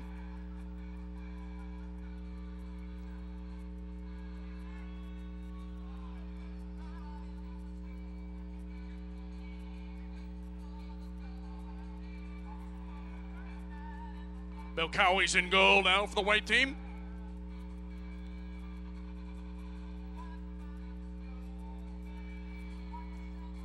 Good clearance by Bill Cowie to Glavin. Joe Smagala defending. Joe, did you do that on purpose?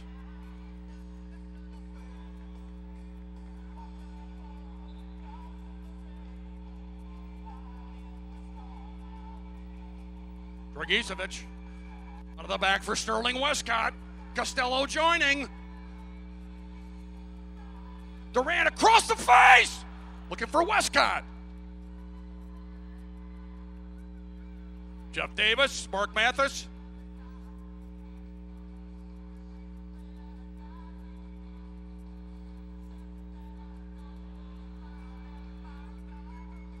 Joe Reiniger. Yes, Sterling. Jeff Davis, Kenny Costello.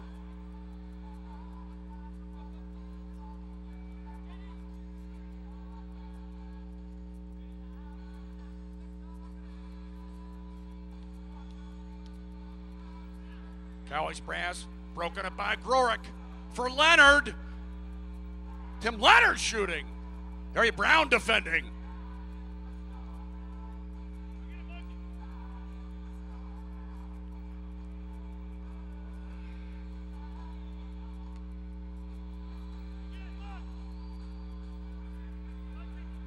Harry Brown.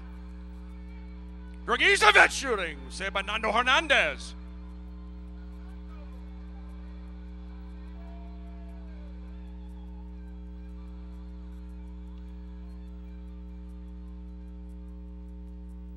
Still just 1-0 in this game.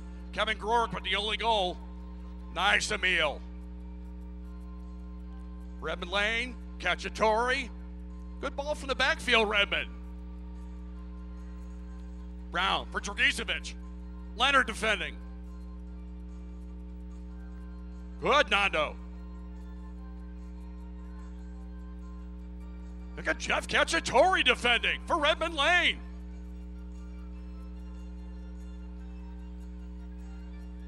Comes John Klein.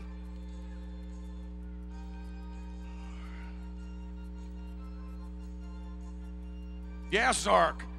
Shanker.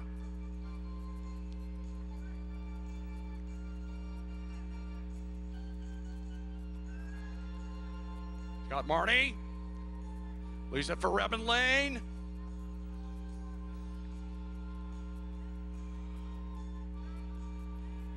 McQueenie for Maurer.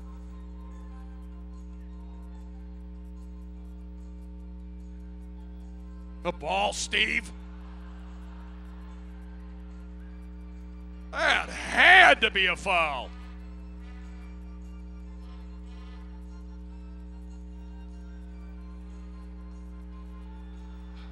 No, Bill Cowie covers up for Steve Maurer. Good running, JD. Nando, good save. Good running, Jeff Davis.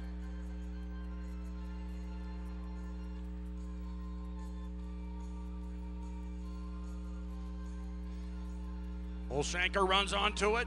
Ricky Andrews defending. McQueenie out of the back. Quigley for Don Duran. Tim Hardy defending.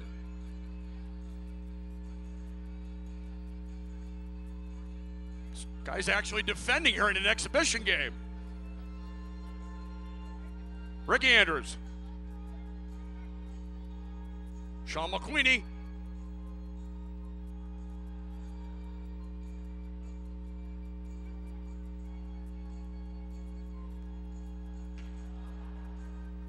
Jeff Yenser with that blast.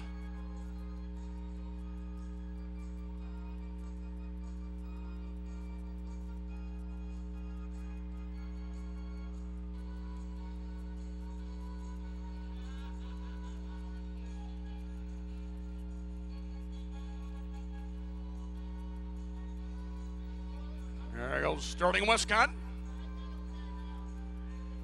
Mike Laposha defending.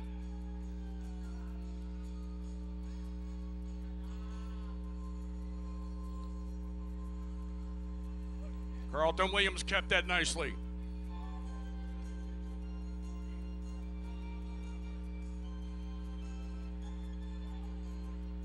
Go Smigala. We thank Smigala's Pizza. They provided food for the Legends players prior to the game. Smigalas.com.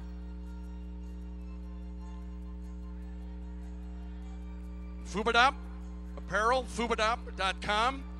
They produce the Legends game jerseys for the Ambush. Some of them available at the Ambush merchandise stand. Fubadop.com. Mark Moser with that shot.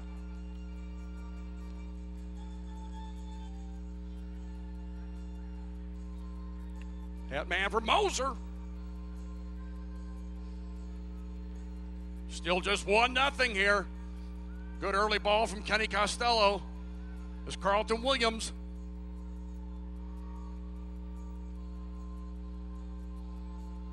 Ricky Andrews. Moser. Mark hasn't been working out.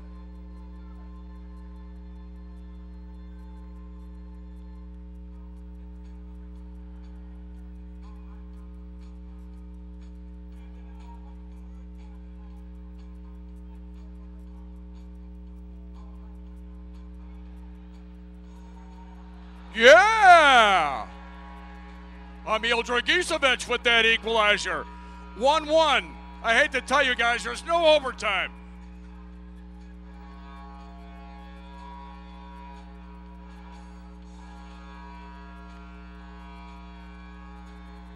That's it. Dragicevic for the white team. He just scored. Everybody plays. Come on out, everybody. Here's an inevitable injury. If there's not an injury here.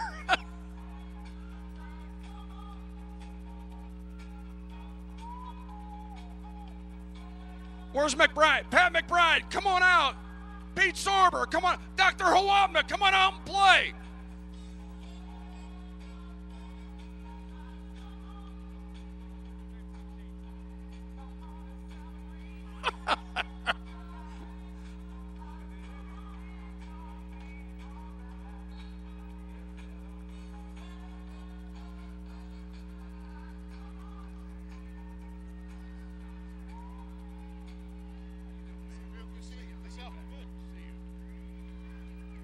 Steve, how about a nice hand for these guys, ladies and gentlemen? Wonderful to see them all. And Pat Baker. Pat Baker. Pat Baker. I think Pat Baker echoes the sentiments of a lot of us. His shirt says, "We love you forever, Slow-Mo."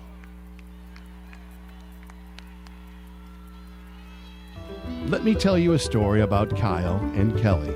They met, they dated, they married, and then they had themselves a little Shamrocks. Now, when Shamrocks was born, Kyle and Kelly nurtured their little Shamrocks. And they told Shamrocks that he could grow up to be anything Shamrocks wanted to be. Shamrocks could make people feel welcome by serving the customers good, wholesome food that would make their bellies full. Shamrocks certainly could provide plenty of drink to enhance the mood of the people gathered. Shamrocks could be a family-friendly place where any sort of celebration could be properly enjoyed. With Kyle and Kelly's love, Shamrocks has prospered and stands proudly on Veterans Memorial Parkway at 70 in Cave Springs. Feel free to stop by and see how Shamrocks is doing nowadays. And be sure to tell Kyle and Kelly what a good time you had and how Shamrocks made you smile. Because every parent likes to hear about how their Shamrocks made them smile. Shamrocks. Shamrocks.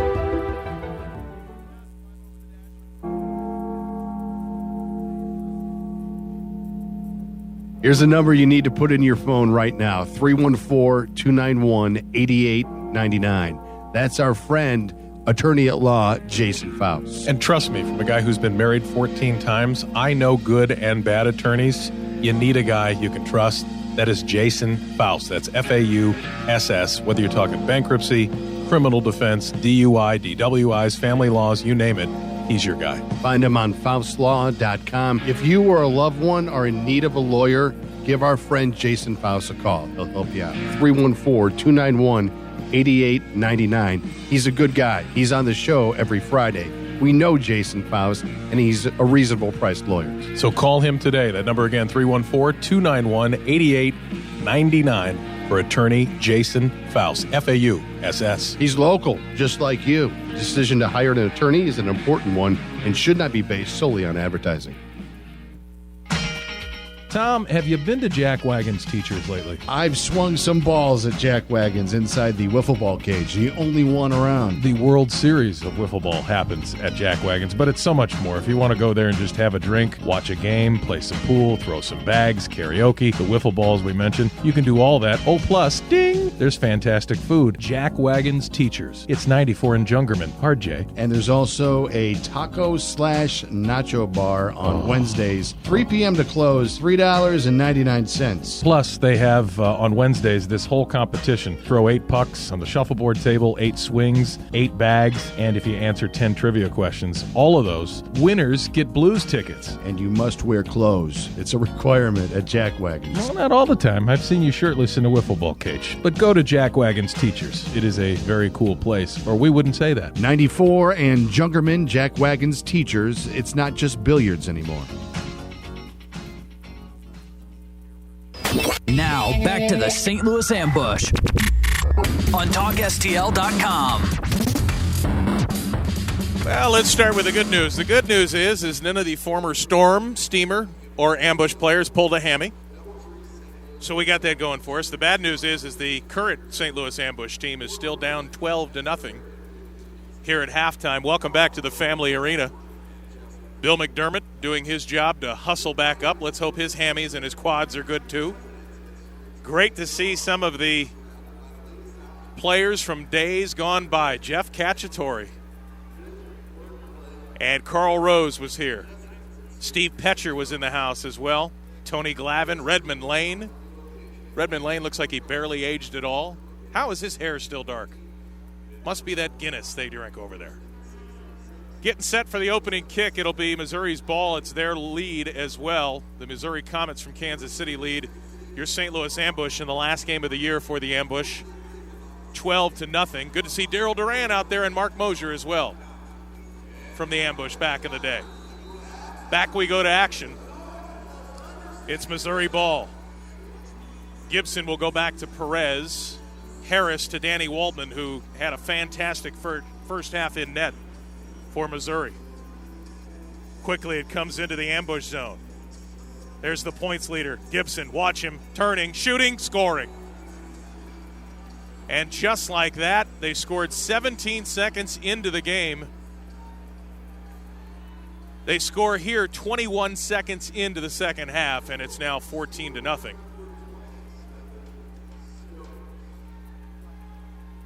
And that goal goes to Stefan Stokic.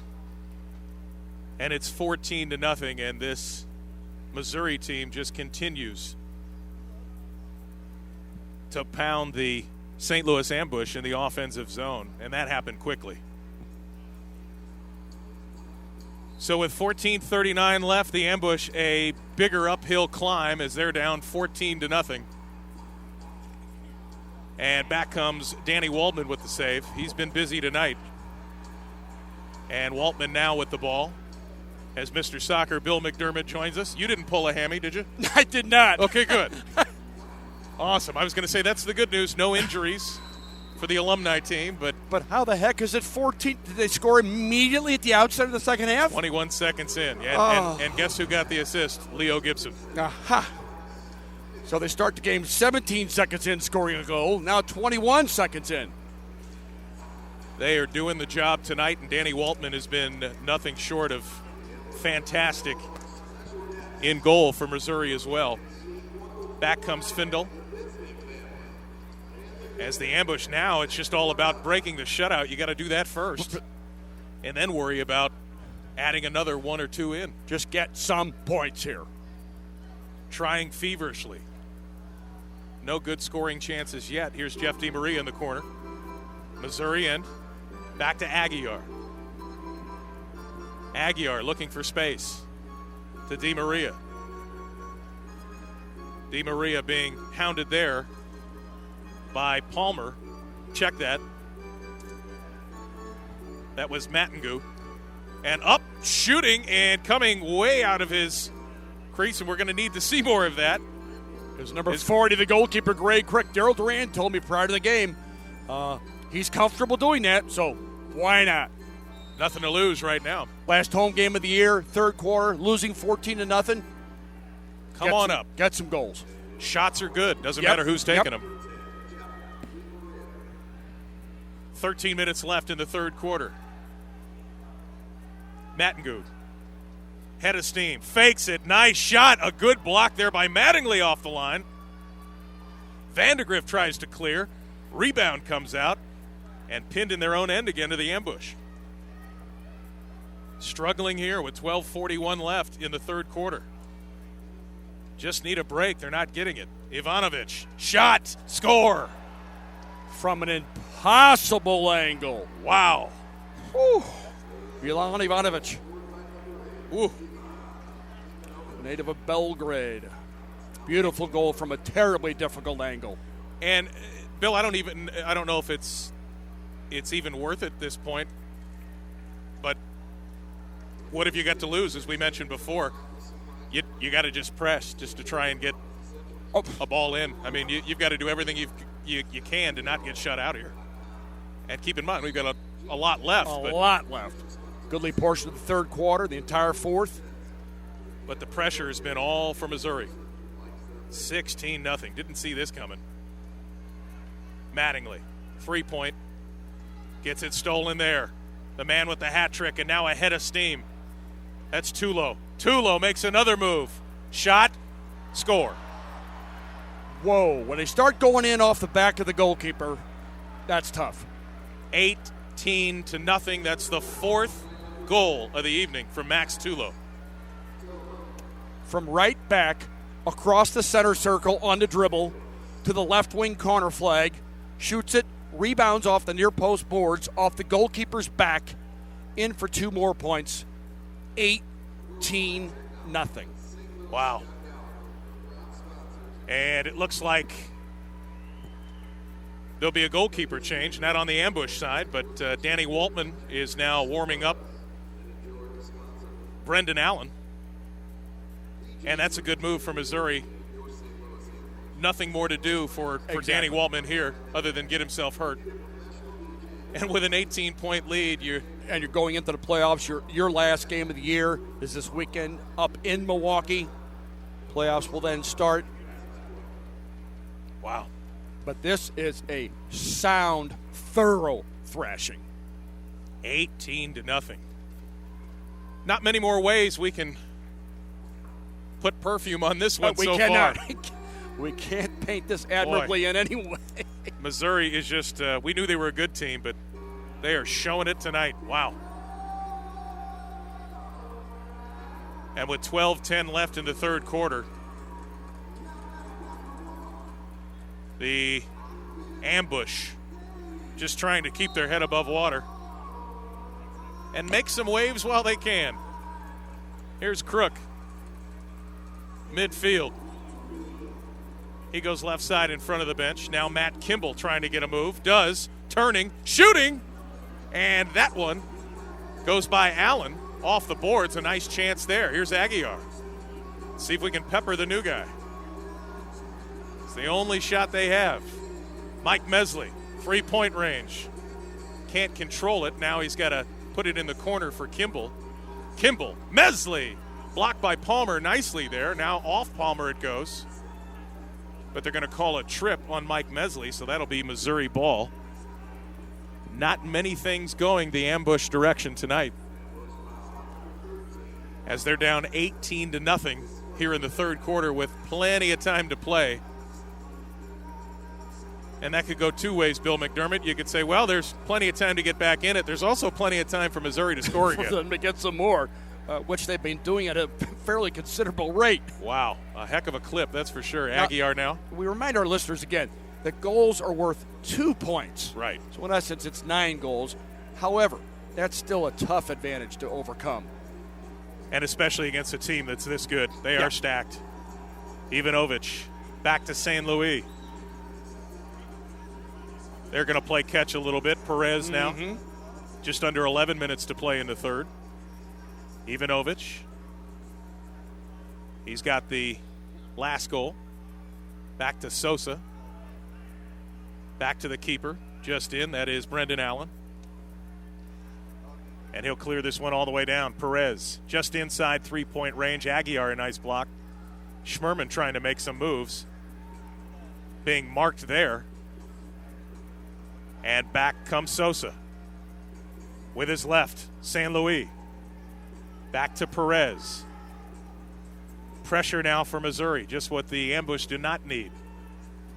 And when they're not pressuring, if they lose it, they attract the defense so quickly. They do it immediately. They get it back quickly, Joe. Then they just keep it again, which is doubly frustrating.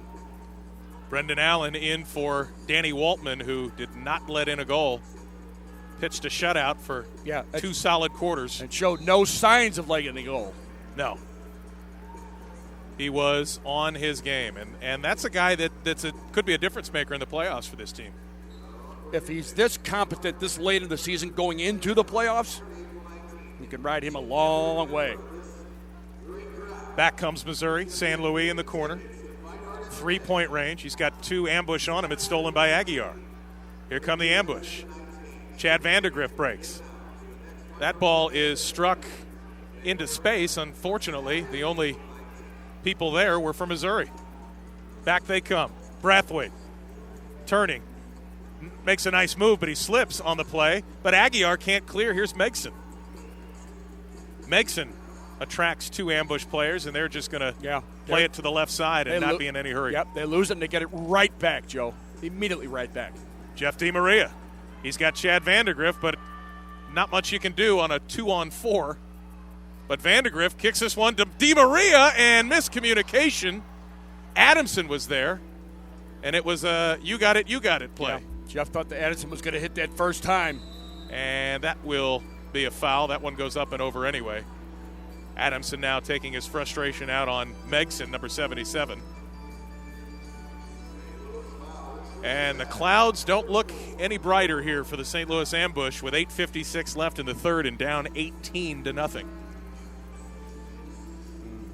Saying this is a tough one is putting it very, very lightly, but yeah, for your last home game of the year in particular. It'll be a restart for Missouri. That's Sosa. He'll kick it in front of his own bench. Nice job there by Findle, but Gibson gets it back. And they're going to call Findle for the foul. Got ball, but he got player there too. And with 8:50 left in the third, Brendan Allen's just going to kick it into the ambush zone. Off the boards it goes. In front, nice play there and a good move. And up come the ambush. Into the corner it goes, maybe a little too far. Allen comes out, not sure of himself. And we've got a handball on Corey Adamson. That's going to be Missouri ball. Long ball sent toward that right wing corner flag. Mike Roach, unfortunately, not 100%. You can really see him kind of limping severely. He's got a bad toe, Daryl Duran told me, and unfortunately it shows right now. Oh, a shot! Rebound! Hey, he scores!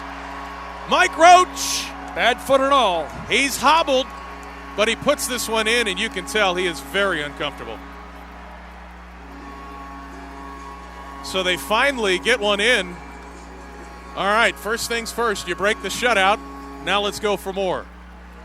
Nice job by Corey Adamson and Mike Roach there. And Roach is, you can tell he's not 100%. No, sir. He might not even be 70. He's hobbling pretty good. But he had enough steam to put that one in with his left foot. And it is the toe on the right foot, do you know, Bill? That kind of seems like he's favoring the right side. I believe so. But it's hard to tell. So it's now 18-2, and you got to start somewhere. Here's Harris for Missouri. So here's your goal now, ideally. Do not allow any more points from the Missouri Comets in the third quarter. Not going to be easy. Nope. But it's what you have to do. Yep. Started stolen by Gibson. Started small increments, Joe. Chip away at that lead. Here's Hobson. Gets it stolen by Tulo. And now it's cleared all the way down the pitch. Brendan Allen is there. And it's stolen by Mike Mesley. Nice job there to DiMaria. DiMaria from three, shoots. Not a sure-handed save, but he made it, was Allen. All the way back to Gibson. It's a 2-on-2, and he hits this one wide. Perez goes in sideways, and they're going to call the foul. I don't know how you do that, but it was done. I think that was a legitimate use of your body to defend. Seemed that way. Referee saw it a different way. 7:33 left. The ambush finally on the board. It's 18-2. Missouri. A lot of 2-point goals tonight. Chad Vandergrift, another one of his league-leading blocks. To Hobson. Hobson's 1-on-2. He slows it down, and he finds Mike Mesley at midfield, but here comes Gibson chasing him. Vandergrift's got some room, turns, puts it in front. Oh, how did that ball not go in? Hobson had an open net, and sliding over to make the save was Brendan Allen. Brendan Allen must be two people. There's no way he could have covered that much ground that quickly. Wow. An astounding save off the right foot of Kyle Hobson from Brendan Allen. Man, oh man. And with 7 minutes straight up left, it's 18-2 Missouri. Here's Leo Gibson. Big shot there, goes wide. Now trying to find Gibson again. And Kindle dangerously in his own zone finally gives it back to Crook, and he clears it. Ooh, dangerous play there by Allen, but he gets it over. Good work by Chad Vandergrift to chase and make the goalkeeper play, if nothing else. Sosa now comes back. Brathwaite, big left foot, but way wide.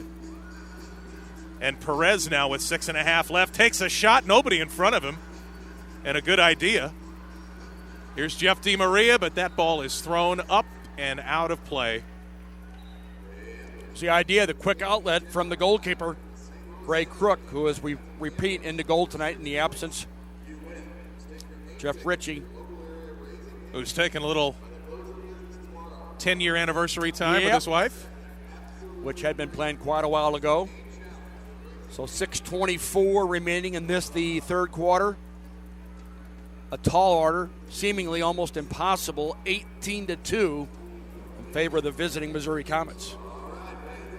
New sponsor of the St. Louis Ambush with a couple of different locations, one at Mid Rivers and one off Manchester Road in Des Peres.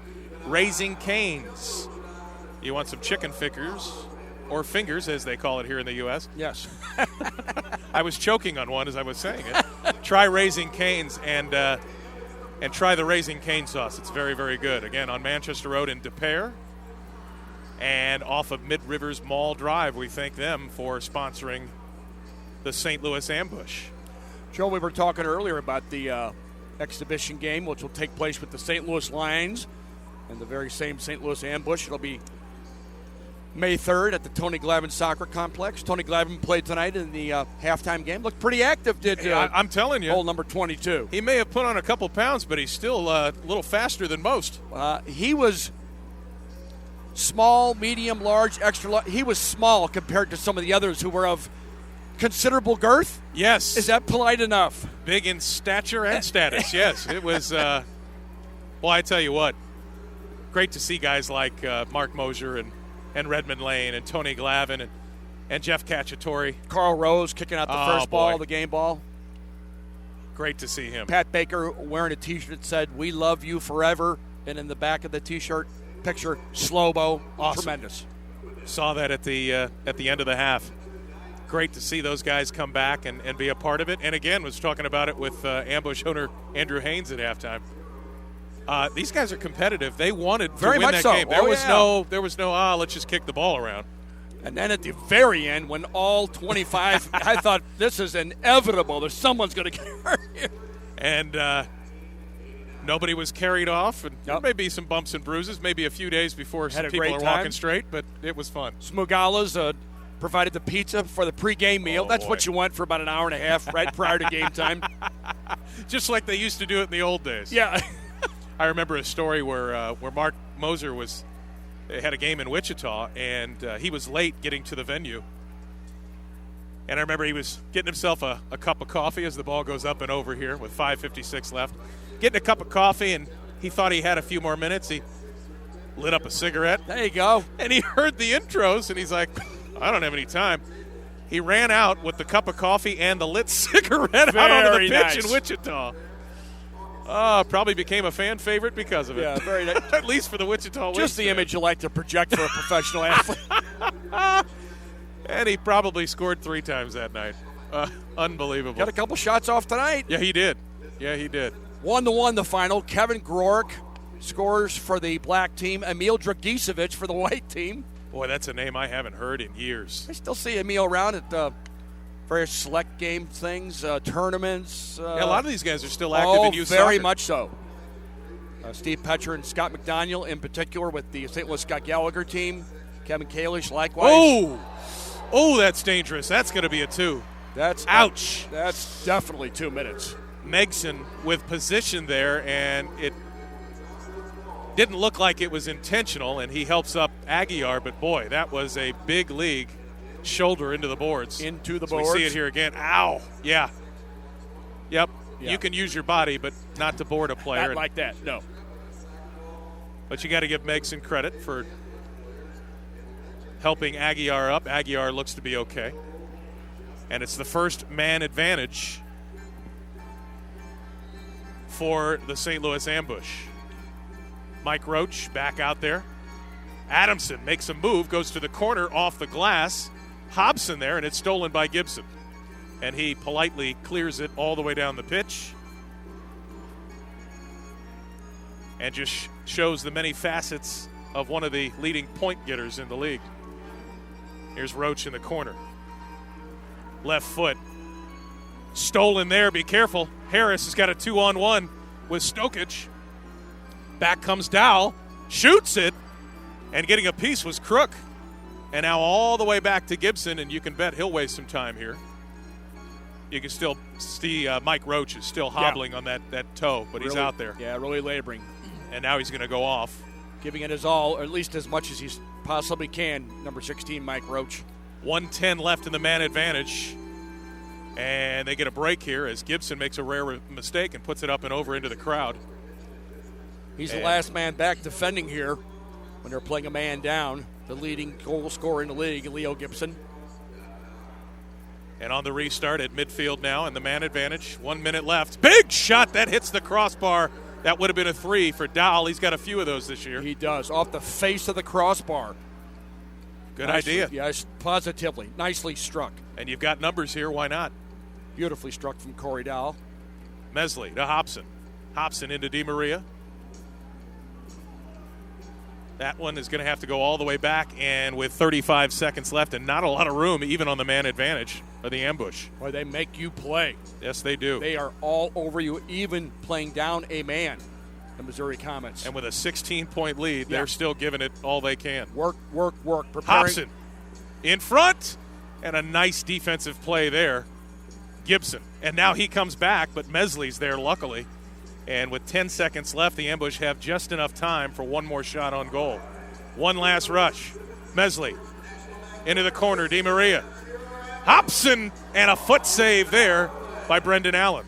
Good goalkeeping from Brendan Allen. And they kill the man advantage. Here's Hobson to Corey Adamson. He's going to go all the way back to his keeper, Crook, who's all the way up at midfield. Let's see if he can get an angle. Into the corner for Di Maria. That one bounces up on him. Finally controls it. Retains possession, but being marked there by Megson just out of the box. And Di Maria is going to have to go back to Crook. 2:50 left in the third. And the ambush looking to chip away at this big lead. Kimball trying to get that ball. Gets it down, but it's cleared back to Mattingly, and he's going to try and set something up here for the ambush with 2:33 left in the third quarter. Ambush down 18-2. There are 3-point goals, and there are 2-point goals. And this one goes right into Brendan Allen's hands. And he's going to come out. 3-point line. And here is Sosa. Sosa near boards, now goes far side. And with 2:05 left, the Missouri Comets putting a little more pressure and trying to increase that 16-point lead. All in preparation for the playoffs. This is true. Just trying to fire on all cylinders. Gibson's still out there. Surprised to see him so much in this third quarter, maybe in the fourth. He gets a break, but then again, like you said, you're heading into the playoffs. Yeah, he's been very active tonight. Both ends of the field. He does come back a little bit more than you think to defend. Yes, he does. Stolen, shot, and a save by Crook. A good one. This one is cleared by Mesley. He said it is tipped off the defender in Brathwaite. The referees are going to say no. Good goalkeeping there from Greg Crook from the point-blank range. Nicely struck by the Comets. Well inside the penalty area. And another dangerous restart with 1:29 left. Three-man wall. Sosa takes a shot and scores. Oh, my. That's just bombs away. My. Bombs away. Pick out a face. See who's bravest. Number 19, John Sosa. That's his second goal of the night. And 12th, that one was a beauty. 12th in the league. Goal scoring. And this is starting. It's looked like a road game all night. He now has his 13th and 14th 2-point goals of the year, does number 19, John Sosa. And again, if nothing else, it just goes to show you, Bill, we've talked about it time and time again. It goes to show the ambush what they have to do to be competitive in this league. And they've got a little ways to go. It's a good start, good first year. Not a great first year, but right. Some things to build on for next year. And, boy, this Missouri team is just really putting it on them now. And they certainly have seen the last 2 weeks of what it takes to be successful in this league. The overall concept of indoor soccer has changed dramatically, I think. It's more a game of keeping the ball, making the other team chase, having confidence in every player on the field to be able to handle the ball. True. And again, it all starts with competent goalkeeping. Big shot there, goes wide, and a nice one. I think that just grazed that Tim opposite Findle. post, Joe. And we need more of those. Schmerman is going to go back to his keeper, Crook, who's all the way into the Missouri zone, just on the other side of midfield. Mike Roach hobbles, gets through a defender, and a nice slide tackle there. Schmerman goes down. And here comes Palmer. Palmer, 2-on-2. Wanted the foul there, didn't get it. I think he's got a good point. And with 23 seconds left, the Ambush going to try and get one more shot at it to try and get their second goal of the evening. They're going to need much more than that in the fourth quarter. Corey Adamson. Good move there. Back to his keeper, Crook. Shoot it. 7 seconds left. Trying to shoot, can't get one off. 3 seconds left. 2 seconds. Let's hope they don't get a shot. And, luckily they do not. San Luis. Stefan San Luis was off to the races there. And probably should have taken a shot from way out. Nothing to lose. Back after this, it hasn't gotten much better for the Ambush. 20-2 is our score. The fourth quarter coming up, the last game of the season, the Missouri Comets all over the Ambush. We'll be back with our final quarter of the season right after this. Alongside Mr. Soccer, Bill McDermott, I'm Joe De Niro. This is St. Louis Ambush Soccer.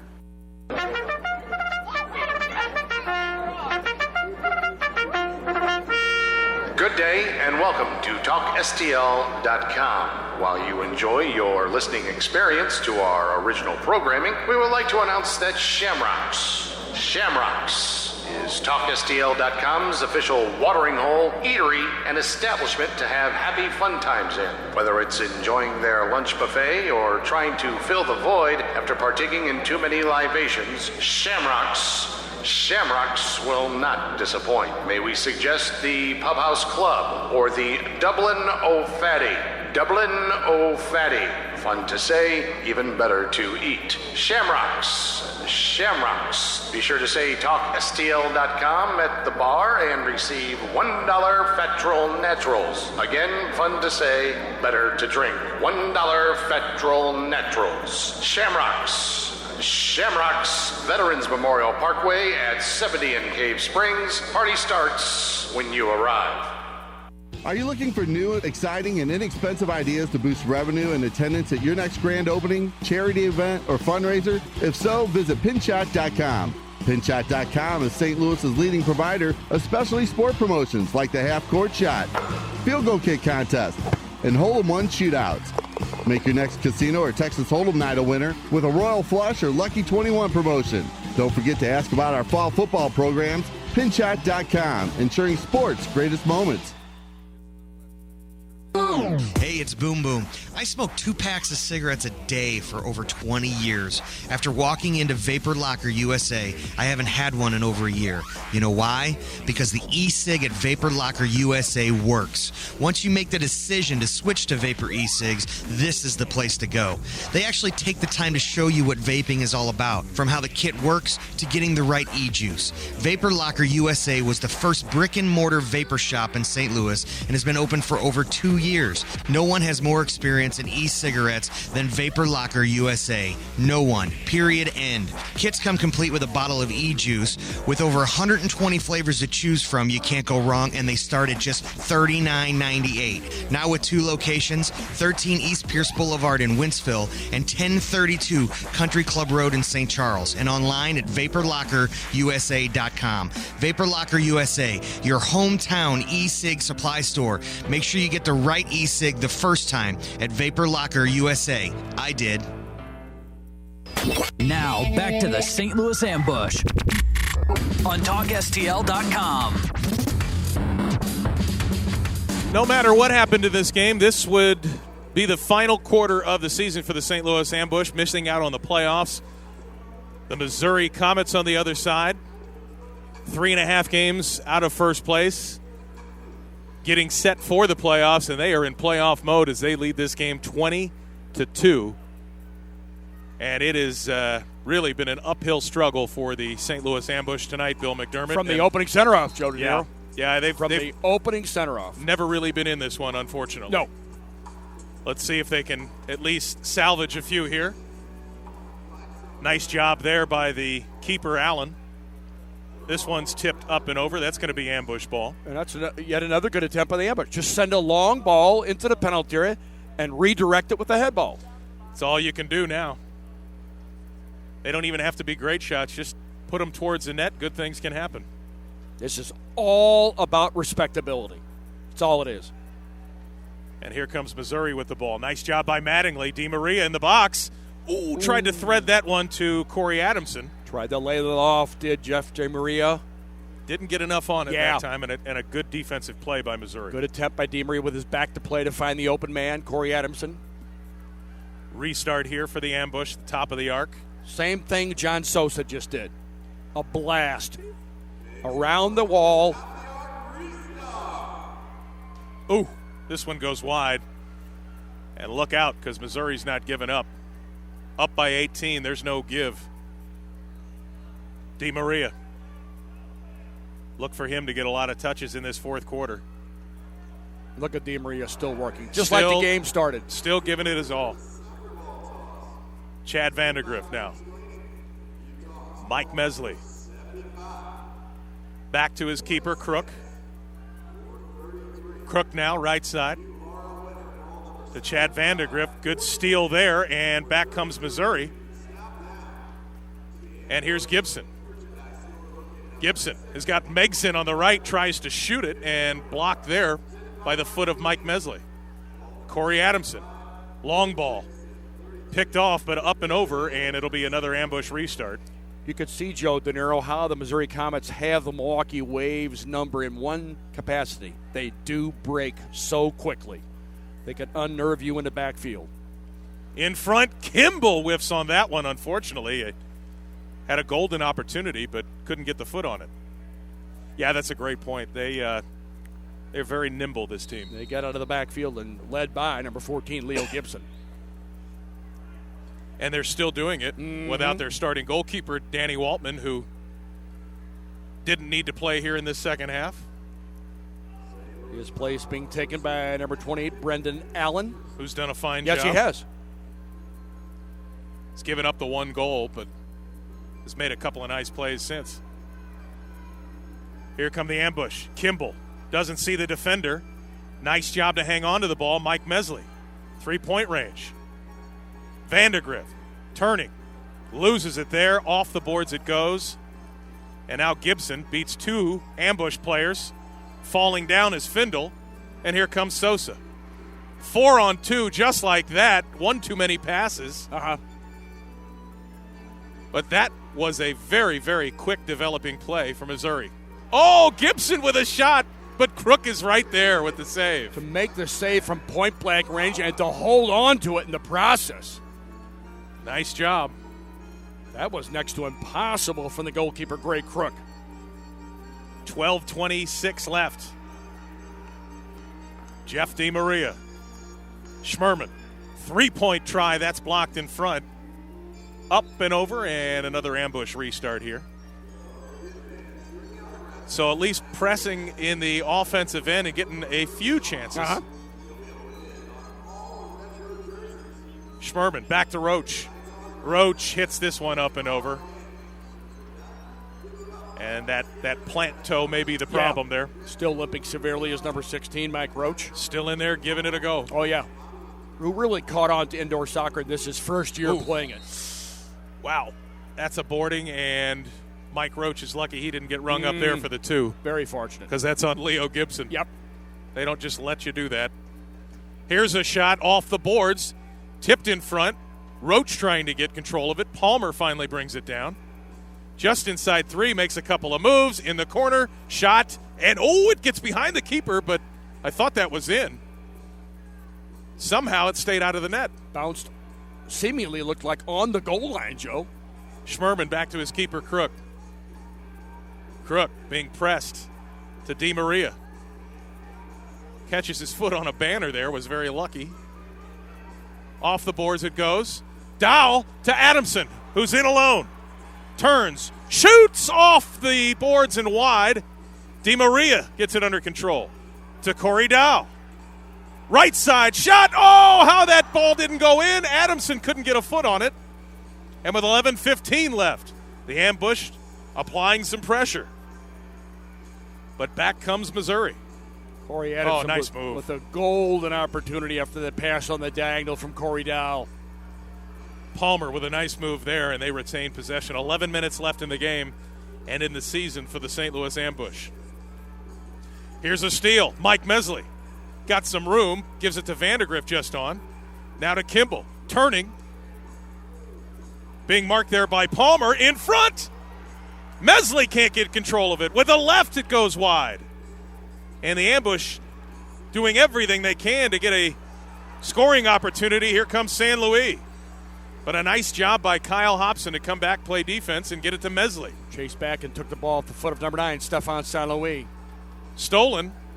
Tripped up there is Palmer in front to Perez, and he kicks it wide. And back come the ambush. A lot of action here in the fourth quarter. Here's Kyle Hobson. It's a 3-on-3. Turns, left foot, in front behind the keeper and off the boards, but nobody there to hammer it home. And with 10:05 left, that's going to be a foul with his leg up, is Jeff DiMaria. All 5 people from from Missouri back, and then all 5 will get forward and go into the attack. They do that very, very well. They're going to give some teams fits in the playoffs. Yeah, they really are. They really move nicely as a unit. And back we are to live play. In front dangerously, but Roach hits this one to Schmerman, who kicks it too far and loses it to Sosa. Now back to Brathwaite, in for Gibson. Let's keep him off the scoreboard the rest of the game. He's got plenty of points. Nice steal by Roach. Matt Kimball, good job there. Takes his bright yellow shoes and tries to move around 2 defenders. Does, and he breaks loose. He's 1-on-3, turns looking for some help, and tries to go back, but that ball is stolen, and now it's a 3-on-1.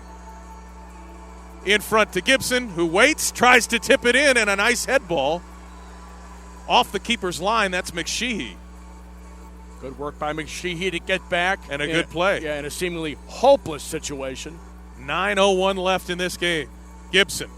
Rodriguez takes a shot. That one's blocked in front by McSheehy. And the man that's got 4 goals slides it over to Harris. 4 goals tonight for Max Tulo. He's been fantastic. Yeah, and what a late season pickup. Wow. Right before the draft. Yeah, that's huge. Right before the draft the trade scenario was cut off on the 19th of February. And I tell you what, one of the better players I've seen in close. He's anywhere near that goal box. Watch him. This one goes all the way into the end. DiMaria is there. Into the Missouri Comets zone. Got to come back out. Stolen there by Palmer. DiMaria drags the jersey, but they say play on because of possession. Crook comes out of his own net. Good job there to try and clear it out of the zone. Back comes Palmer. In front. Back to Tulo, looking for goal number 5. Luckily, he didn't get a chance. Rushing up the right side, nice move, is Findle. Slides it over to Mike Mesley with 7:47 left. Mesley in the box. Corey Adamson tries to flick it with his heel, but right there was Brendan Allen. Alert to that was number 28, Brendan Allen. The second half change for the Missouri Comets, coming off for Danny Waltman. Here's Findle. And even with the circumstances, he's done a nice job tonight, Findle has. He has the ball, 3-point range. Hits this one right side, wide and off the glass. Schmerman with a 3. That goes wide. Corey Adamson to Findle. Big left, but it goes wide. This ball trying to be cleared, and Schmerman hits this one off the crossbar. It comes back out, and here comes Missouri. 7 minutes left. Yeah, 2 blasts, Joe De Niro, by Richard Schmerman. And here comes Crook. The goalkeeper, Crook, to Vandergrift. It's a 1-on-2. Turning's got no help there. It turned into a 1-on-4, but he gets the ball back somehow. And that's a gimme. Vandegrift doing a good job to fall down. Mm-hmm. And I think we got a call there. Academy Awards are this weekend. Well, he is certainly nominated after that one. A late entry. 6:46 left in this game. It's 20-2 Missouri Comets from Kansas City. Last 6 minutes and 46 seconds of the season. And on the restart, Aguiar up and over. And not a very good effort there.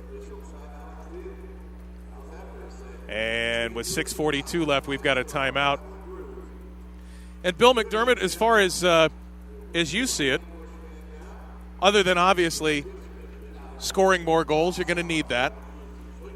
This Ambush team moving forward to next year, I think you put it best when you said that they have to adapt to this new indoor game. It is a lot different than it was back when the guys that were on the pitch during halftime, the Steamers and the Storm and the former Ambush played. Dramatically. I think everything has geared itself, turned the way the Wichita Wings used to play, the San Diego Sockers.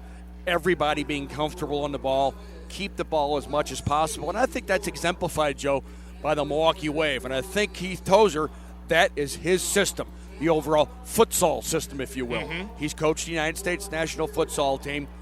Let's keep the ball. Everybody be comfortable with it. Break when you can. If it's not on, keep it. Use your goalkeeper whenever you can to restart things. And I think they really got a nice system going. No doubt about it. And it's maybe too little too late, but it's good to see the pocket rocket, Tony Glavin, behind Daryl Duran in the bench, trying to help out as he can. Yeah.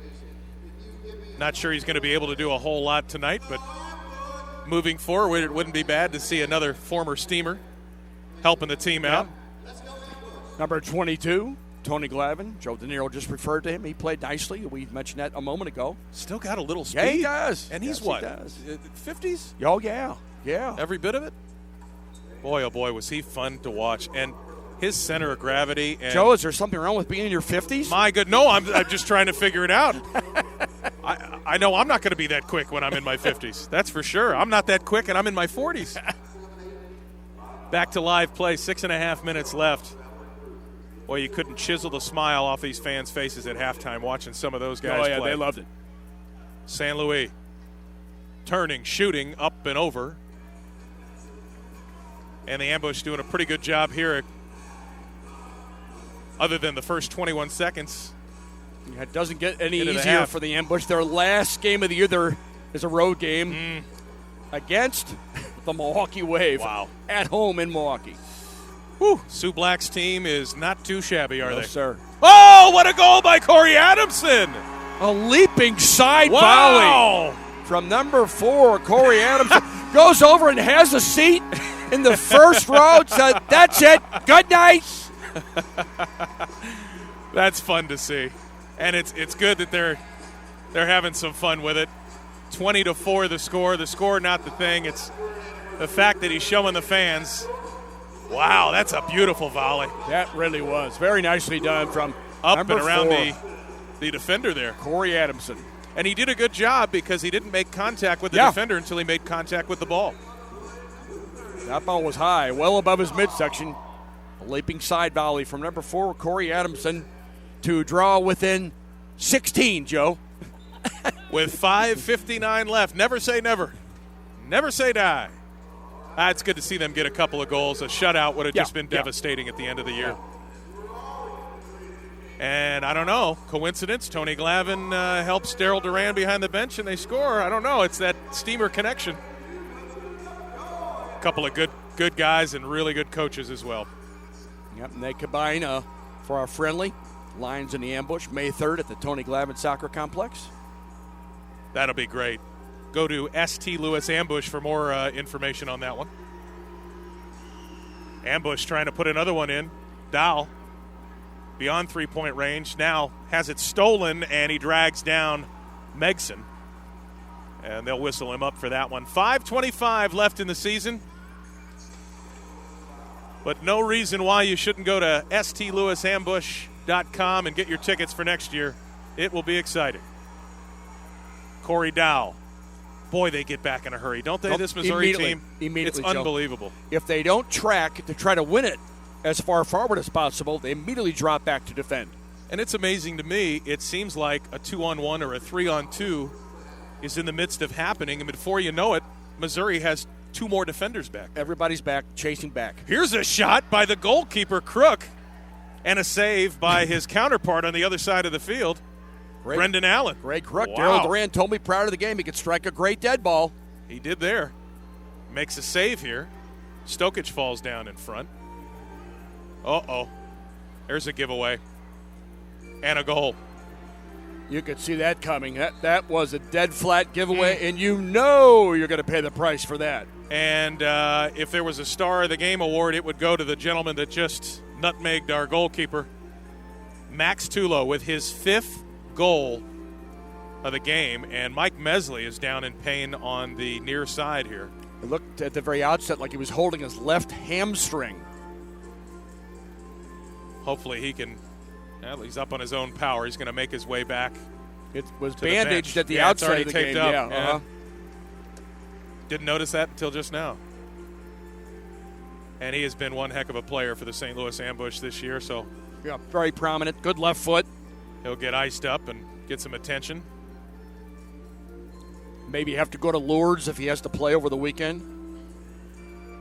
4:51 left in this game. And at 22-4, all it is now is just padding the stats for the Missouri Comets. Oh, Chad Vandergriff had a shot there. Here's Richard Schmerman. 3-point range over to Vandergriff. No quitting this team. Big shot there by Mattingly. Couldn't get a good piece of leather on it. Oh, what a save there, but that ball's still going to go in. Now wow. There is a microcosm of the evening. That Gibson. is a microcosm of this evening. Leo Gibson shoots it from beyond the center circle. The goalkeeper, Greg Crook, defends, goes off his full instep, and bounces into goal. Good night. You can't say much more than that. No. He got a foot on it, and it popped up and kept rolling and went right into the net. Right in the goal. It couldn't have bounced more centrally in the goal. And is that Gibson's first goal of the game? I believe it is. I believe it is, Joe. They haven't needed him tonight. They've No, had sir. Max Tulo, who's been fantastic. He's done all you need. He has 4 goals, as a matter of fact. And that's the other thing about teams like this in the Milwaukee Wave. So Yes, many weapons. yes. So many ways to put the ball in the net. When your number one player, the number one goal scorer in the league, isn't as prolific on one particular evening, someone else does it. Yep, somebody picks up the slack. And tonight it's been Max Tulo. It's been the Tulo show for sure. 5 goals out of the 25 points. Schmerman, left foot goes wide. Vandergriff can't get the rebound in front. And we've got a foul now on Richard Schmerman. 3:53 left in the inaugural season of the second version of the St. Louis Ambush. There's been some exciting moments and more exciting ones ahead. Certainly next year. And here at the Family Arena, Joe, in your first year, the average attendance 54-46. Not too Very, shabby. very respectable. And I believe well over that tonight. Oh, for sure. We haven't gotten an official attendance tonight, but it's got to be in the 6 to 7 range. I would think. Certainly approaching 7,000. And that's just a guess based on games past. 3.5 minutes left. Missouri not stopping. San Luis in front. Shot blocked there by Kimball. And not sure where that hit him, but he goes down in a heap, back up, and he's going to hobble off. And 3:15 left in this game. Greg Crook with his left. Nice job there to Adamson, who's got the last goal. Oh, and that one just bounces out of play over the benches. Adamson looking for Chad Vandergriff. Just trying to get the ball forward. Get some more points. Simple as that. 3:05 left in the St. Louis Ambush season. Hope you enjoyed it as much as we did. And just think, they win more than 4 games, it'll be more enjoyable. But this was an exciting season and a good one attendance-wise. And as you said in the pregame, the Vapor Locker pregame show, Darryl Duran and Andrew Haynes know that on the field needs to be better. Yeah.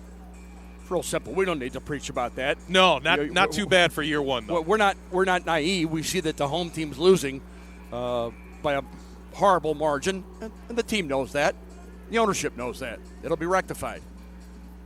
But it could always be worse. Oh, another goal by Gibson. And it seems like it just continues to get worse, Joe.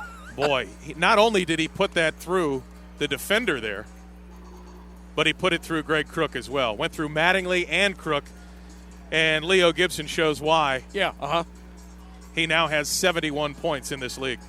Comfortable on the ball, anywhere on the field. Boy, oh boy. And I think that what I just said, Joe, I think that's one of the overall best descriptions for teams that are successful in this league. Everybody on the team is comfortable on the ball anywhere on the field.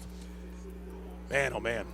I mean, you run out of adjectives for, Yeah, for a exactly. team like this and an effort like this as well. Yeah, these last two teams that we have seen on our broadcast here at the Family Arena, Milwaukee and Missouri, they're class of the league.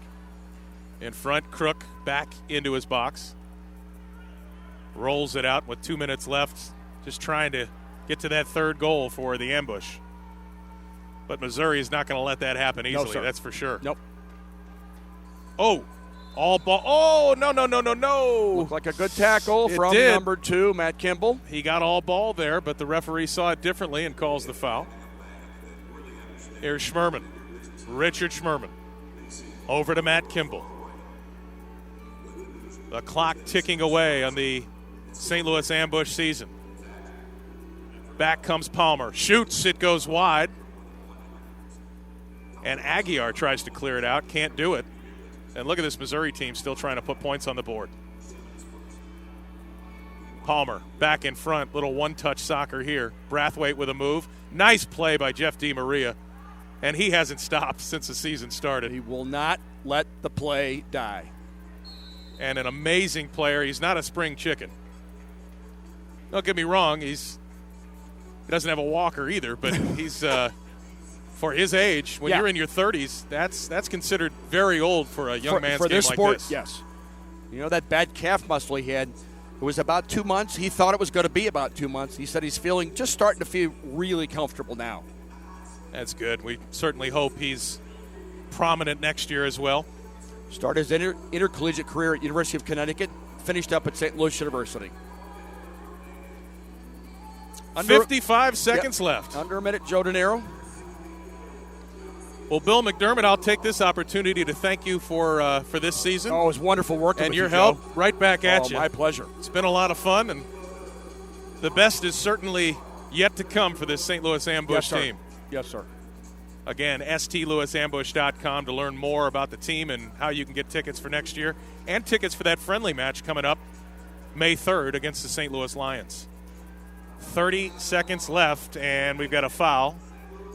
Both teams still playing pretty hard. Yep. On Darryl told me prior to the game it could get a little physical here. Big drive there. Deflected. Aguiar with a left and scores. Nick Aguiar is rewarded for his effort tonight. A big left foot puts it into the back of the net and cuts the lead to 21 points. And Nick Aguiar grew up in Olathe, Kansas. He played for the Kansas City Wizards junior team when they were known as the Wizards, or known as Sporting KC now. Whew, that's a pretty shot. That was a blast into the opposite side netting. Took it off the boards. He's a good player. He's very comfortable on the ball, Joe. Number 24, Nick Aguiar. And we've got 13 seconds left in the season. Findle trying to get rewarded for his efforts, and instead he gets rung up for the foul. Moving away, wanting no part of the pushing and the shoving. 5 seconds left in the season, and that will about do it for the 2014 St. Louis Ambush season. The final horn sounds, and the Missouri Comets will move on to the playoffs, and the St. Louis Ambush will move to their offseason. Leo Gibson and Chad Vandegrift having some words. Look like tempers have finally calmed down. Season's over, game's over, boys. Walk to your respective benches, that's it. And the Missouri Comets go 6-0 against the Ambush And this was a tough pill to swallow tonight, losing by a margin of 27-6. Yeah. That's very difficult. Your last home game of the year. First season here at the Family Arena. But Joe De Niro, it started, as we pointed out, 17 seconds into the game. Wow. You were chasing the game from the very outset in the first quarter. Mm-hmm. Chasing the game immediately. Yep, and it didn't get any better from there. So back to the drawing board for Darryl Duran and the St. Louis Ambush. But next year, upward and onward. It's been a fun first reseason, if you will. Darryl Duran told me prior to the Milwaukee Wave game last weekend that a lot of changes being planned, some surprises. Said I can't really talk about it now, but we'll do some things differently, perhaps have a different approach, and we look forward to seeing that. And there are no moral victories for Darryl Duran and the Ambush. You know they'll get down to business, and they'll do what needs to be done.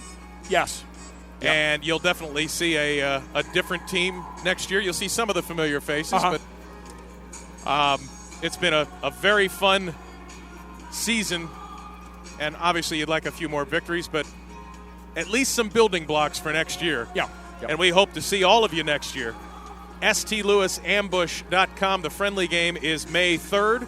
Don't forget the St. Charles Chill have a game tomorrow night. It will be Brett Hall night, and they will be selling Brett Hall Chill jerseys, and it'll be for a very, very good cause. So go to stcharleschill.com or come to Metro Tix and get tickets to that. That does it for the indoor soccer season.